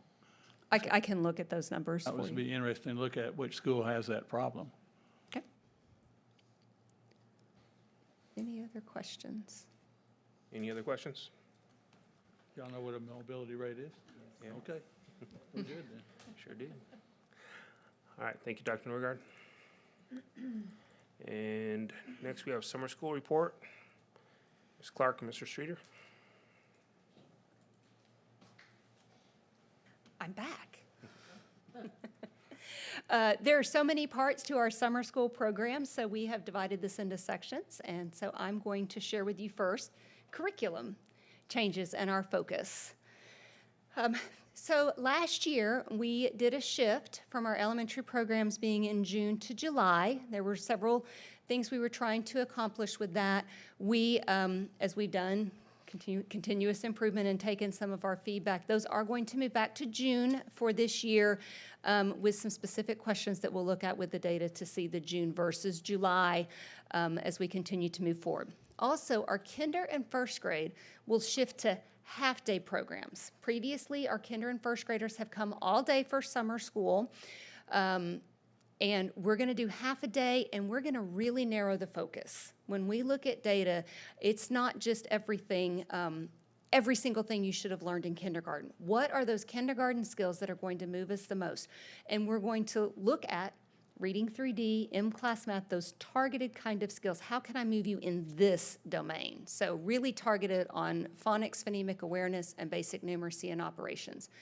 Grade 2, used to be the all-day program as well. They got reading and math. This one will be, instead of reading and math, if I only qualified in reading, I'm just going to have a half day of reading. If I only qualified in math, a half day of math. If I showed a need for both, I will come for both. So previously, K1 and 2, regardless of whether they were struggling in reading or math, we brought them for both subjects. Our grade 6 students, you may recall 3rd, 4th, and 6th grade had not been part of elementary summer school for a number of years. I think it had been about 8 years that we had not had 3rd, 4th, and 6th. We brought them back last year. 3rd and 4th will continue, but our 6th grade students that would have come to summer school for failing reading or math, portion of the STAR, will need House Bill 4545 intervention. But because those 6th grade students are rising to 7th grade, and in junior high we have those STAR math and STAR reading targeted classes, we would rather maximize that intervention support for those students. I don't want them to come for 30 hours in summer school. I have an option for them where I can get them 50 minutes a day for that extra support. So 6th current sixth graders rising to seventh that would qualify, we're going to do that intervention during the school year instead of in summer school. So our learning environments, kinder through eighth grade, are all in person. We have technology to support and extend that learning using Seesaw, Canvas, or Edgenuity. 9th through 12th that are coming for EOC intervention, if they failed one or more EOC exams, they will have in-person learning, again, technology available to support, help us with some diagnostics. And then our 9th through 12th grade will be entirely virtual using Edgenuity for credit recovery and credit advancement. Dr. Norgard, Darla, you can probably answer this question, honestly. I'm just wondering if we've thought about whether or not our kinder and first grade at a half day will families that are working have some, will be affected by that? We did talk about that, and that may be the case in some instances. We need to maximize our teaching staff as well, and we can cover more kids in doing half the day. So we'll study that and see if that is a barrier for our families. Oftentimes, getting out at 2:30 or so in the afternoon doesn't really allow parents the full day. When we call it full day, that's probably not the easiest for working parents either, because usually they get off probably closer to 4 or 5 o'clock. So that's a great question and something we talked about, but we're going to need to look at that and see if that has an impact on our number of students that are able to attend. Good question. All right. Darla, are you serving lunch on the half days?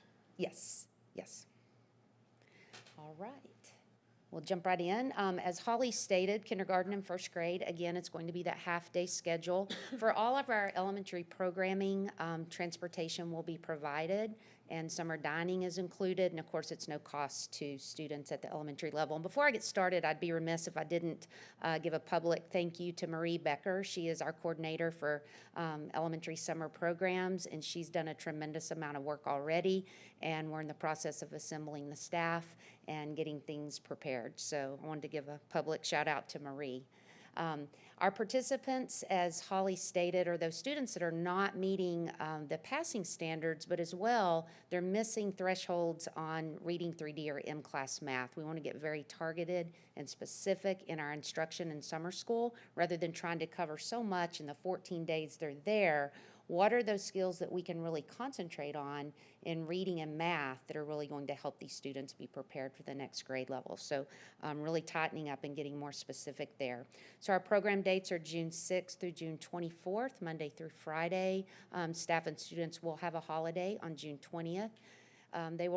Students will receive 1.75 hours in reading and 1 hour in math.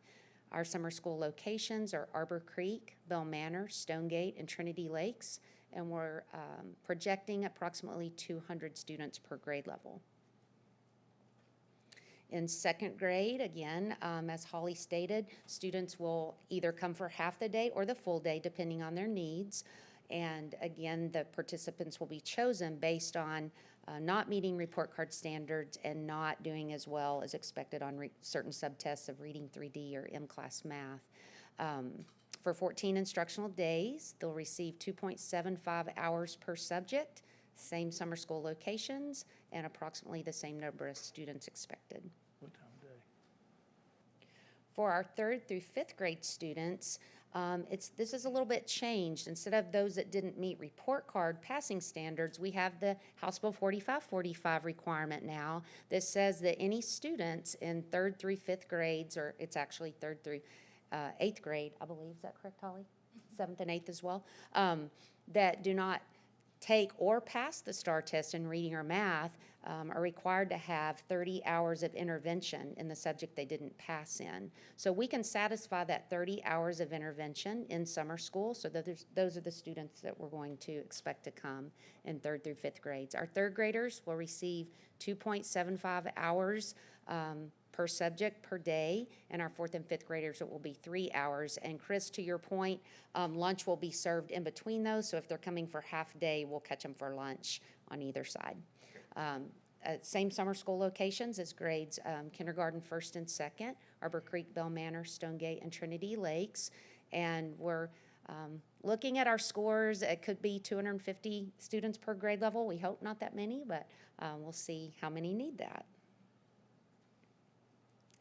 For our ELP summer school, as you remember from past presentations, we have our early language proficiency summer school every year.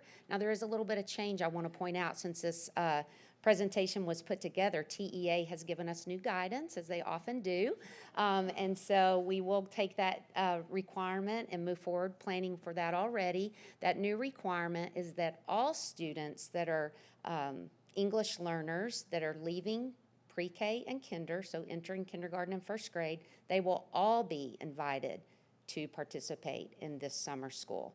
So that will change those numbers down there as well. And so, of course, the focus will be language acquisition as well as the TEKS. And their programming days are a little bit different because this is a legislative compliance that they attend for 120 hours. So in order to get that 120 hours in, they will go from June 3rd to June 24th. So do we know what the numbers differences are, or that we suspect? Yes. With that TEA mandate change? Yeah, so I can look at our total number of students in those grade levels. And so we have approximately, so we have 3 bilingual campuses. And of course, this isn't just bilingual students. This will be all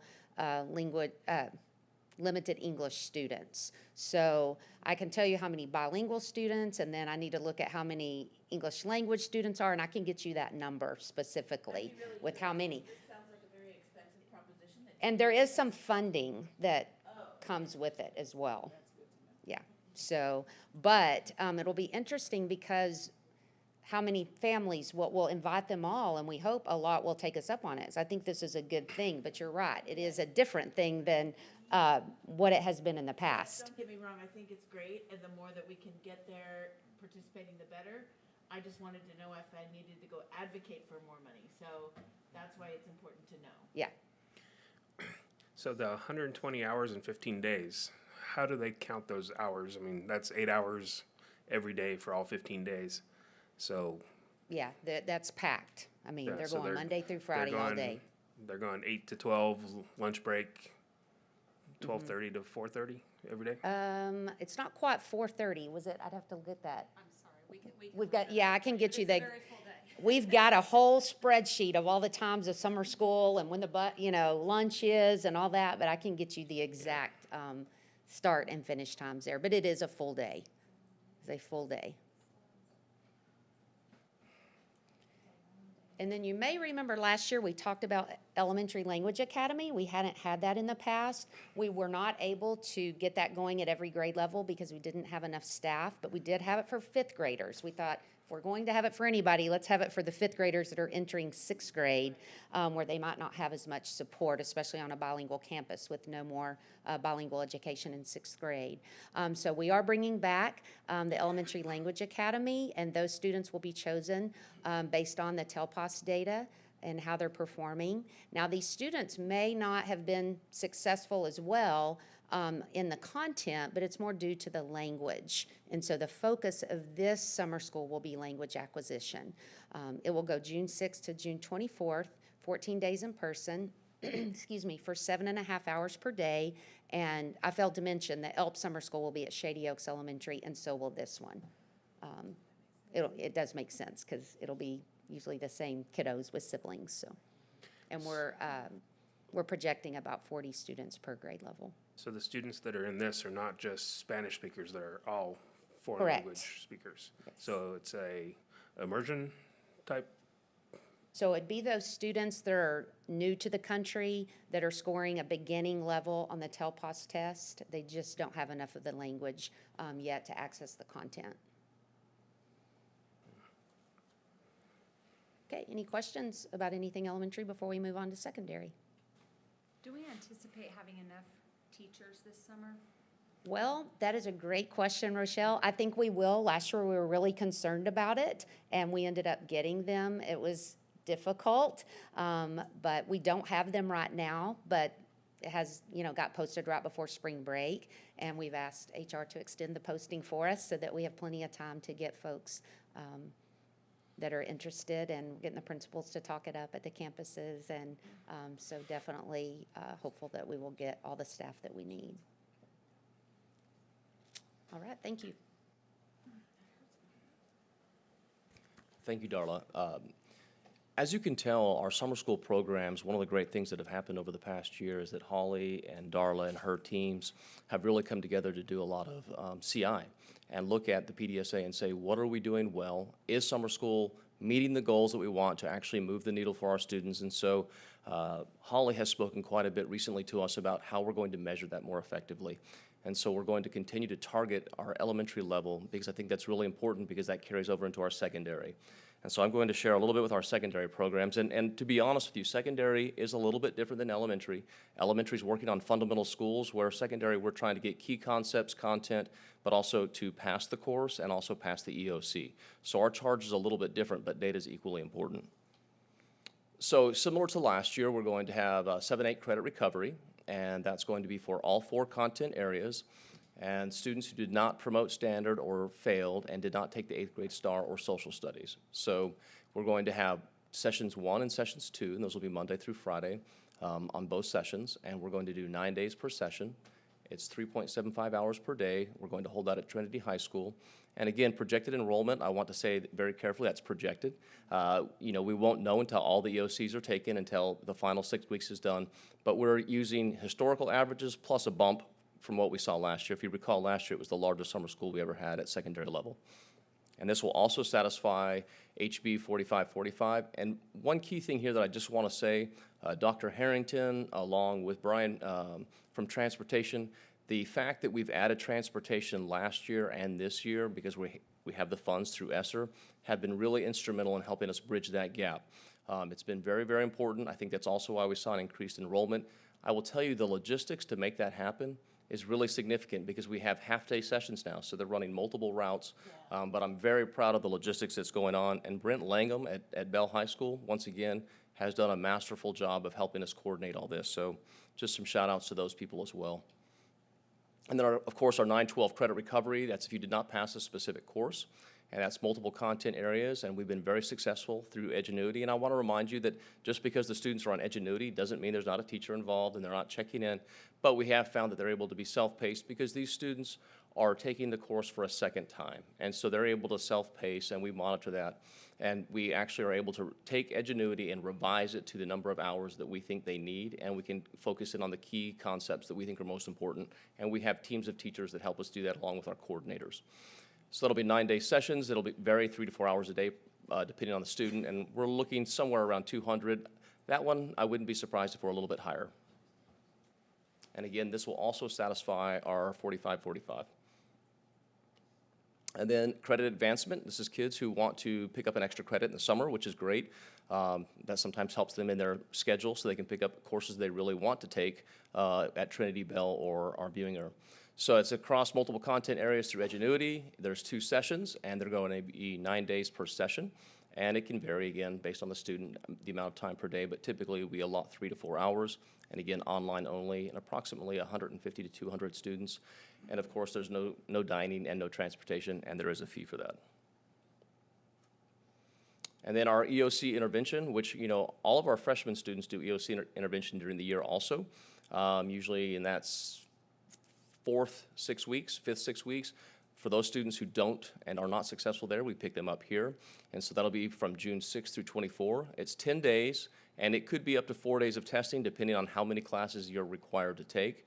We'll hold that at LD Bell High School. It'll be 3 hours per subject, and I would expect this to be a high number as well, around 500 students. I was curious, why was this one at Bell and not at Trinity? And I didn't realize they were having summer feeding at both schools. Well, that's a great question. I'll have to, well, let me go back. Let me just, I want to see what, say that again. We do have programming at Trinity, you're just not there yet. Yeah, we have, yeah. Oh, yes, ma'am. Yeah, we just thought trying to get it on both sides of town so that we can support our students. I mean, we're always looking for ways to make it easier and remove barriers. I'm sorry, I misunderstood your question. No, and we've always flip-flopped those programs between the 2 schools. You know, we've reviewed that too to see, do we continue, is that the most effective and efficient? But that system has continued to work. But yes, we'll have the summer dining opportunities at both locations also. Yeah, absolutely, because we are providing the transportation. So once again, our secondary language academy, we are hopeful that we will get the numbers necessary, and this is similar to what Darla was speaking about a few minutes ago. It's going to be 18 days in person, and it's going to be all about language acquisition. I'm sure that you all are aware, but our numbers of students who are limited English is growing significantly with each year, and Henry and her team are really trying to find ways that we can spend time. It doesn't do a student a lot of good to sit in a class where they're not understanding anything, so if we can focus on the acquisition and give them some key vocabulary and then get them back in, that's our target this year, and that'll be at Trinity High School. And again, we are providing transportation and dining. I'm going to cover special programs this evening as well. Before you go there, Yes, ma'am.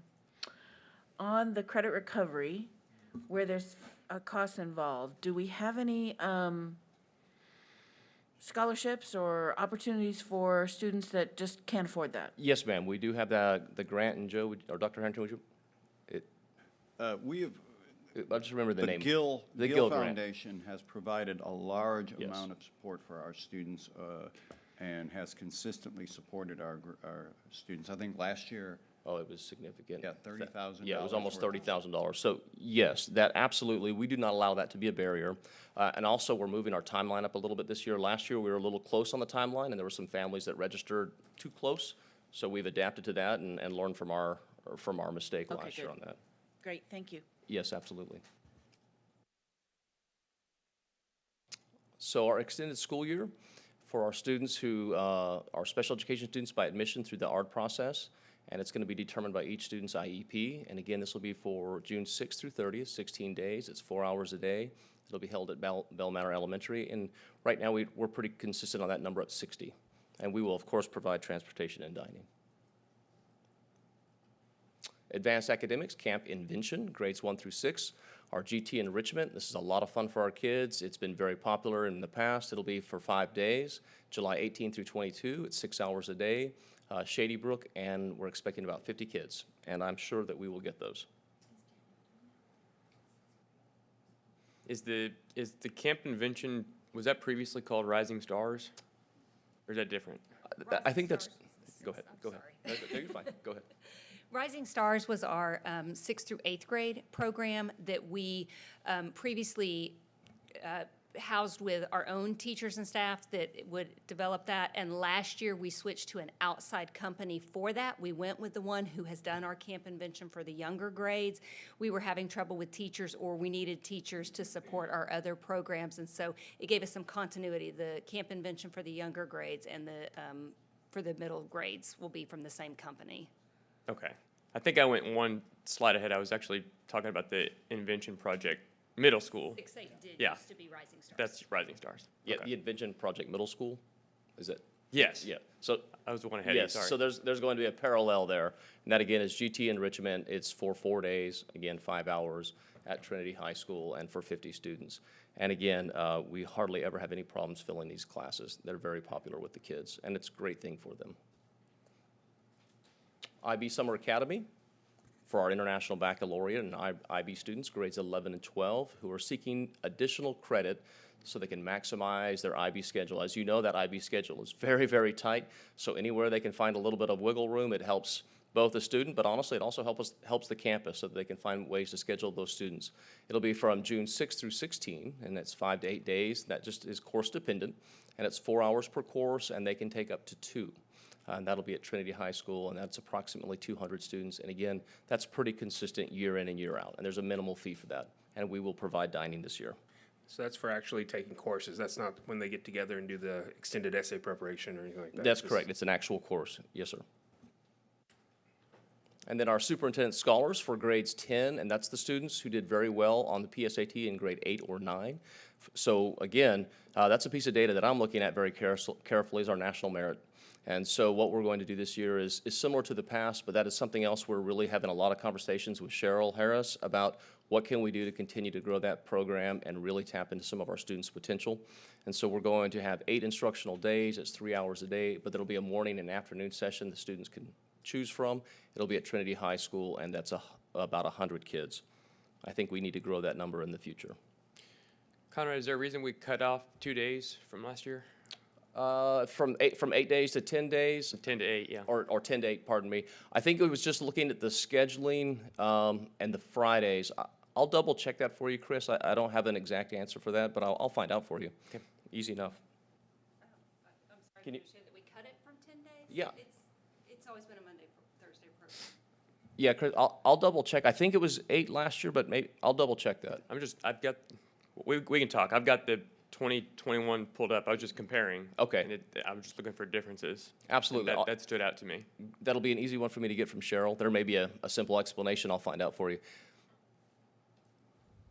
And then, of course, grade 11, our students identified based on PSAT and NMSQT scores, and that's our superintendent's merit.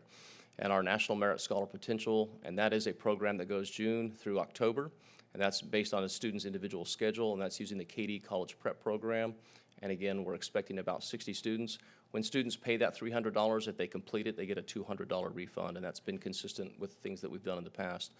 But again, a lot of conversations about how can we embed more time during the actual academic day, which is something that I've done in the past in other campuses. And so we're going to look at that into the future. And then our Arabic and Chinese language camp, grades 6 through 11. And that's our IBI, an International Business Initiative, and that'll be for 6 days. It's for 3.5 hours a day. That's at Central Junior High, and again, approximately 90 students. Any questions that I can entertain, or anyone from Holly or Darla that we might have missed previously? Any questions on summer school? Thank you, I appreciate it. All right, thank you. We know this is a tremendous amount of work putting these programs together, so.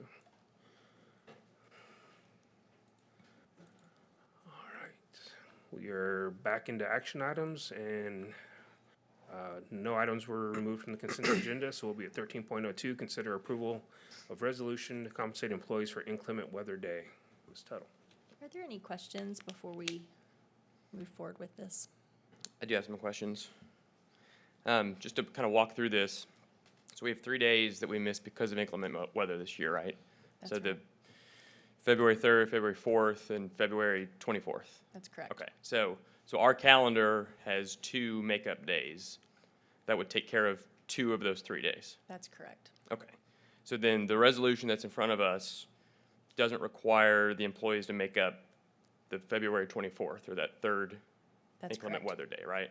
Yes. Okay, so the makeup days are different for employees that are 248 days and less and 248 days and more, right? Every employment calendar does have the opportunity for some variance, and you are correct. Our 248-day employees, and those are primarily going to be our custodians, warehouse, and maintenance workers, have actually already utilized one of the 2 designated inclement weather days for their employment calendar, and that was during the week of spring break. Okay, so for the less than 248 days, we've got 2 days identified. That's Monday, April 18th, and Saturday, May 21st, right? Correct. And then the employees, the custodian employees, theirs was March 17th and May 30th. That's right. We've already done March 17th. That's right. Okay, so, I'm really focusing in on the Saturday, May 21st, and the Monday, May 30th, which is basically the third makeup day. That's right. So, and at least for the teachers, that would be a work day, not a planned development day. That's correct. They just have to come into their classroom, be in their classroom, as long as they don't have sick days or days to use. If they've already used those, they've got to come in on Saturday. You are correct. Okay. Yes, with the current resolution, that is the way that it would work. And while we have made it very clear that those days are not to be used to schedule any meetings or trainings, you are correct that it would require the majority of our staff to come in on May 21st. Okay, so is there anything that would prevent us as a school board from treating that third inclement weather day like we're treating the other day here for the resolution, and basically just not requiring any of our employees to come in that day? There's nothing that would require that. The board certainly has the opportunity to consider whether they would like to add one additional day of compensation without requiring the work days for those. It would just I know require the resolution be changed. I know it's worked into our calendar. Do you have any hesitancy that doing so, getting rid of this Saturday workday, would some way create some sort of precedent going forward, that there wouldn't be an expectation that we really truly want them to work on these inclement weather days that we have set aside? That's a great question. You know, if it were in a different school year, I might.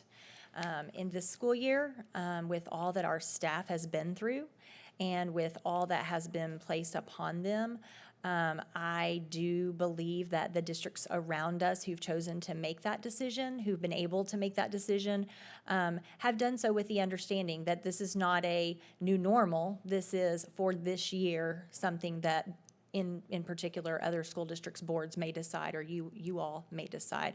So as far as precedent-setting decisions, I believe that this is a very unique year, and I believe that our staff have worked very hard, and if that were a decision that were made, I know that we would be able to support that. So you talk about other school districts. Are there other school districts who are in our position who have the opportunity to modify the schedule and not require that last inclement weather day, and they've actually gone forward and done that? Yes, and I believe that Mr. Romero has some data that he's going to pass around. He requested that we provide the information that we had already. I actually am a part of an HR collaboration group monthly that has about 15 local HR leaders. And so in our meeting at the end of February, I did bring this up as one of the topics. And so this is the data that's being provided to you right now. I will tell you that the districts, for the majority of the districts who were like us, and when I say like us, I mean they already had instructional minutes built into their student calendars, and so the student days were not a concern. The majority of those school districts are not requiring that employees make up the inclement weather days. There are 3 on the list that are, but 2 of those have to because they did not have instructional minutes in their calendar, and you clearly cannot have students come to school without having staff there to supervise them. And then the 3rd district that's highlighted on that list actually utilized several days during COVID leave, and so they did have 1 day that they did need to require staff to make up. But as you see in that data that Mr. Romero shared, the majority of districts have done exactly what you are asking about, Mr. Brown. So we are not in a position where we have minutes that we need to use. Not for our students. Our students' instructional minutes are built into the calendar. We have no concerns there. So all we are talking about is our employee work days. And of course, we have to have employees either work the number of days in their employment calendar, which is the next item on the agenda, or the board has to approve a resolution in order for them to be able to not work those days. Okay.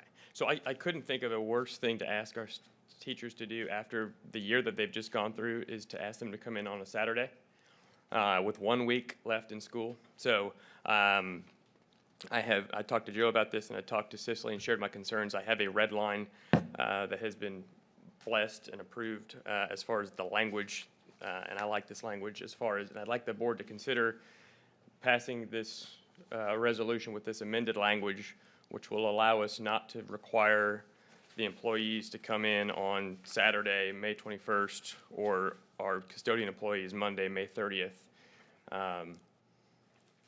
the last week of school. I think it's something that this board should consider doing for our employees as a one-time event, not carrying over to what we're going to do in the future. But if we have a option not to make them work while HEB Reads is going on, I think we should consider it. And I hope that you all will take a look at this amendment and consider it accordingly.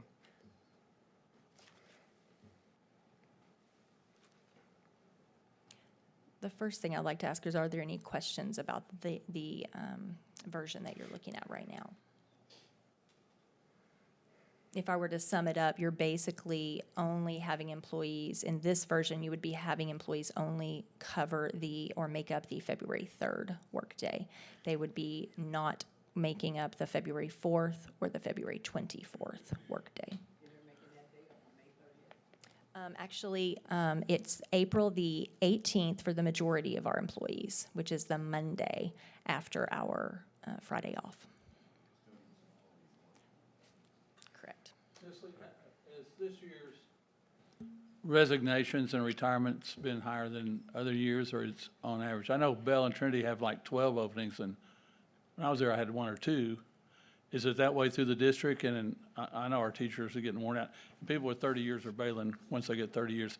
Has this year been any different? It has, and I'm not going to quote to you because I'm working on this data as we speak, and I do not want to misquote, but we are absolutely up on our resignations. And again, in the same group that I'm a part of, other districts around us are seeing the same thing. But yes, for those who are retirement eligible and might not have been choosing to retire up to this point, we're seeing a lot of that. We're also seeing a lot of individuals who are relocating or who are taking care of ailing parents. But yes, I can confidently say that our resignations are higher than they have been. And I've heard of a couple of districts just hiring degree people without educational backgrounds as teachers because they're will be so low starting school that they're just hiring degree people and teaching them how to teach. Wow. So that's an important thing to know, and I say that because I understand what our teachers have gone through this year, and I've seen the result of the COVID years.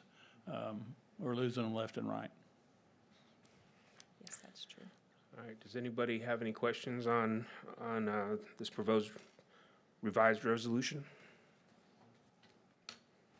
I like it. Good. I appreciate you doing the work on that, Chris. Yeah, that's really good. Thanks. We'll take a motion. I move that the board amend the submitted resolution as shown in the presented red line amendment and approve the amended resolution. Second. I have a motion and a second for the board to approve the submitted red line resolution concerning compensation for employees inclement weather days. Please vote. It was very wordy, so I understand why that would take a while. By Mr. Brown. And who seconded? Don.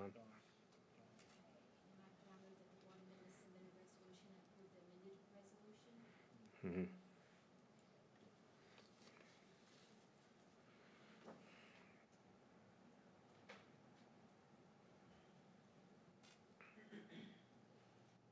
There we go.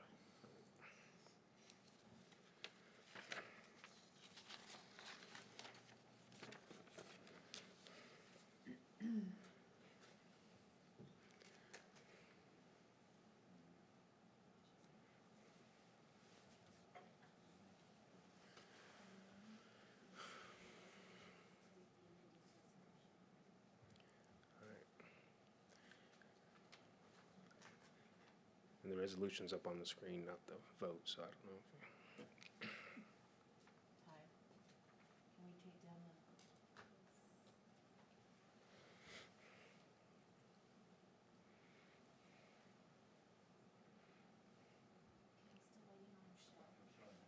Oh, hold on. Did it pop up? It did. I'm sorry. My bad. All right, and that motion passes. Mr. Brown, thank you very much. When Dr. Harrington mentioned that was a possibility and that you had brought it up, I said, why didn't I think of that? I wouldn't have thought we could do that, so I learned Yeah. something new. That was That's great. awesome. All right, so 13.03, consideration of approval for the 2022-2023 employment dates of the school calendar. So the document that you have in front of you is not, it's obviously not all of the 21 employment calendars, but what it shows you is the start date and end date of each of those calendars. With your approval this evening, we will publish all of the employment calendars. We have those ready to go on the website and to send out to employees. And this will be what our employees will use for their 22-23 planning. Any questions on the calendars? All right, this is an action item. I'll accept a motion. I move that the board approve the 2022-2023 employment dates as presented. Second. I have a motion and a second that the board approve the 2022-2023 employment dates as presented. Please vote.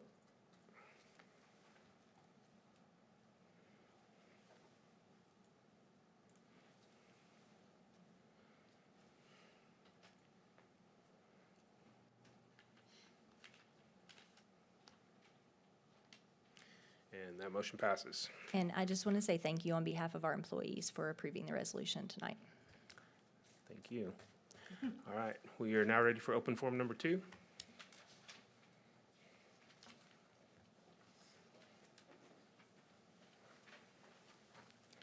Thank you. And our speaker is Joe Mendenhall. Yes, sir. Come up to the. Hi, sir. Actually, I'm not sure it's not an agenda item now after that last vote, but. Are you going to make us cry or carry in I tissues? brought Kleenex, so you might want to get some out. We got some. Guten Abend, meine Damen und Herren. Mein Name ist Josef Mendenhall und ich bin der Deutschlehrer an der LD Bell High School. At least I'll be the German teacher till the May 29th. And today I submitted my, see, I've already started, submitted my retirement papers to Margaret Ott. And it's been a great 27 years. And it's exactly this type thing. And that's what I came here to do, is to tell you how much I've appreciated the support of the school board. And it's, for 27 years, it's been us against the world. Everything I wanted, everything I needed, you guys were there for us from the very beginning. And I've never felt like it was the administration against the school board or the school board against the teachers or anything. It is, when I first got here, it was made clear to us by the school board then that you guys had our back and we're going to hire the highest quality faculty that you could for our kids. And I think that's borne fruit today, and I just wanted to thank you for always being there. Even the silliest things I've ever asked for, requested, you guys had my back. And I watch what Kira and summer school is doing, and I'm excited for what's going on in Bell High School. I mean, HEBISD. And I want to say that about that. I have never felt like I am a Blue Raider, so don't get me wrong. But, I mean, you know what I'm saying? You know what? I appreciate that, Andy. Ever since I've come to this district, it's been us. It's not just blue and black and what have you. When I go to Trinity High School, I am considered like family and treated like family.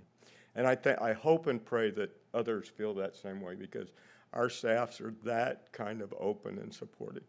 Anyway, I'm going to continue on and get really teary-eyed, but it's been a wonderful 27 years, and I wish you all the very best.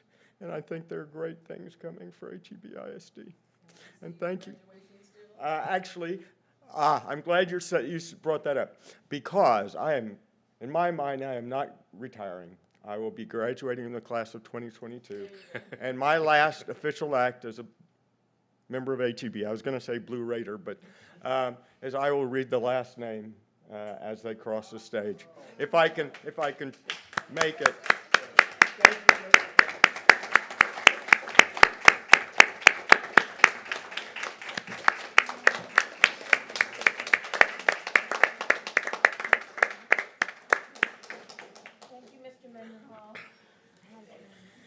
Thank you, Mr. Mendenhall, for coming and sharing with us, and we want you to know how much we appreciate you. I mean, I've never had a kid in German class, but I've had 2 German foreign exchange students, and so we've gotten to know you through that, and I know that you're never known a more dedicated teacher, so thank you for it. We're all dedicated. We do the best we can, and you know, I think we're all passionate about what we know, and we want to share that with our kids. And when we're successful, those kids share our passion. So anyway, thank you so much for listening to me. Thank you. Good night.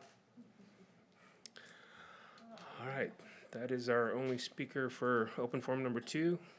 We have an opportunity for board members to request items be placed on future board agendas. Yes, I'd like to put on the board agenda the discussion of number of coaches at each school.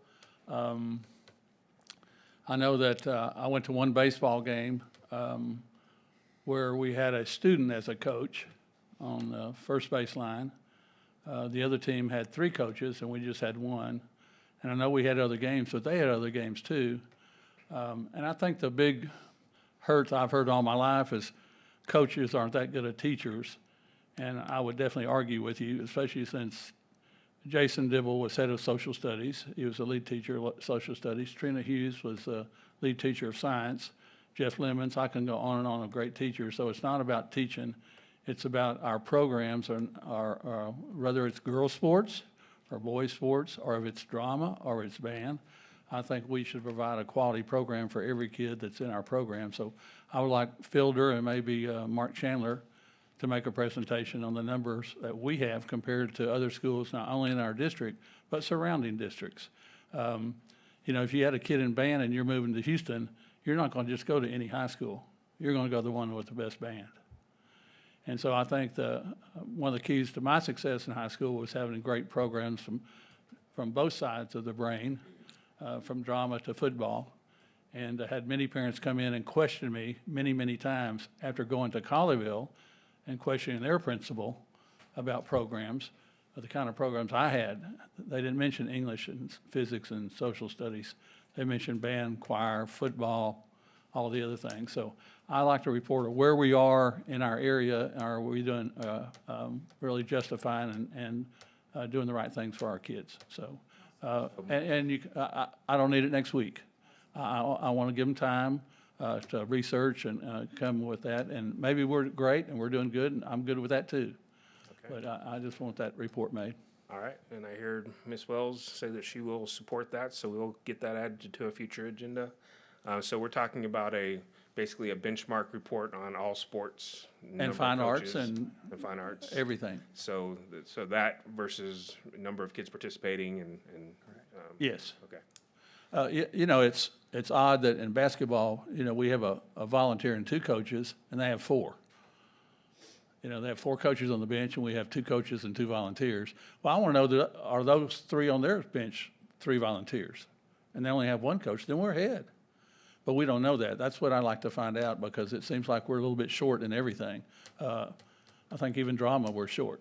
So, and of course, it depends on the number of kids. You had 10 kids, that's different. But not to bring up Blue Raiders, but, you know, we had 250 in football and Bell had 150. Do we have the same number of coaches, and why? You know, and you don't want to add coaches and next year you go down to 50. So I know the problem, but I like to at least see what we're doing against other districts. Right. Okay. I have an item as well. Yes, sir.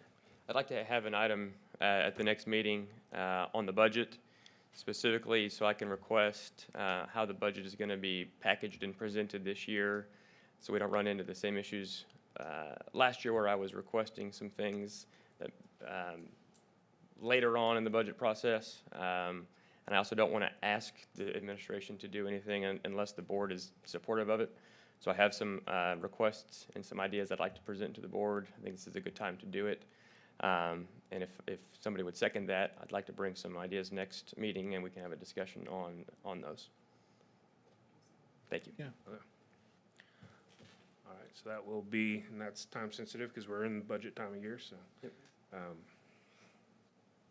We will look at putting that on the next agenda. Anything else?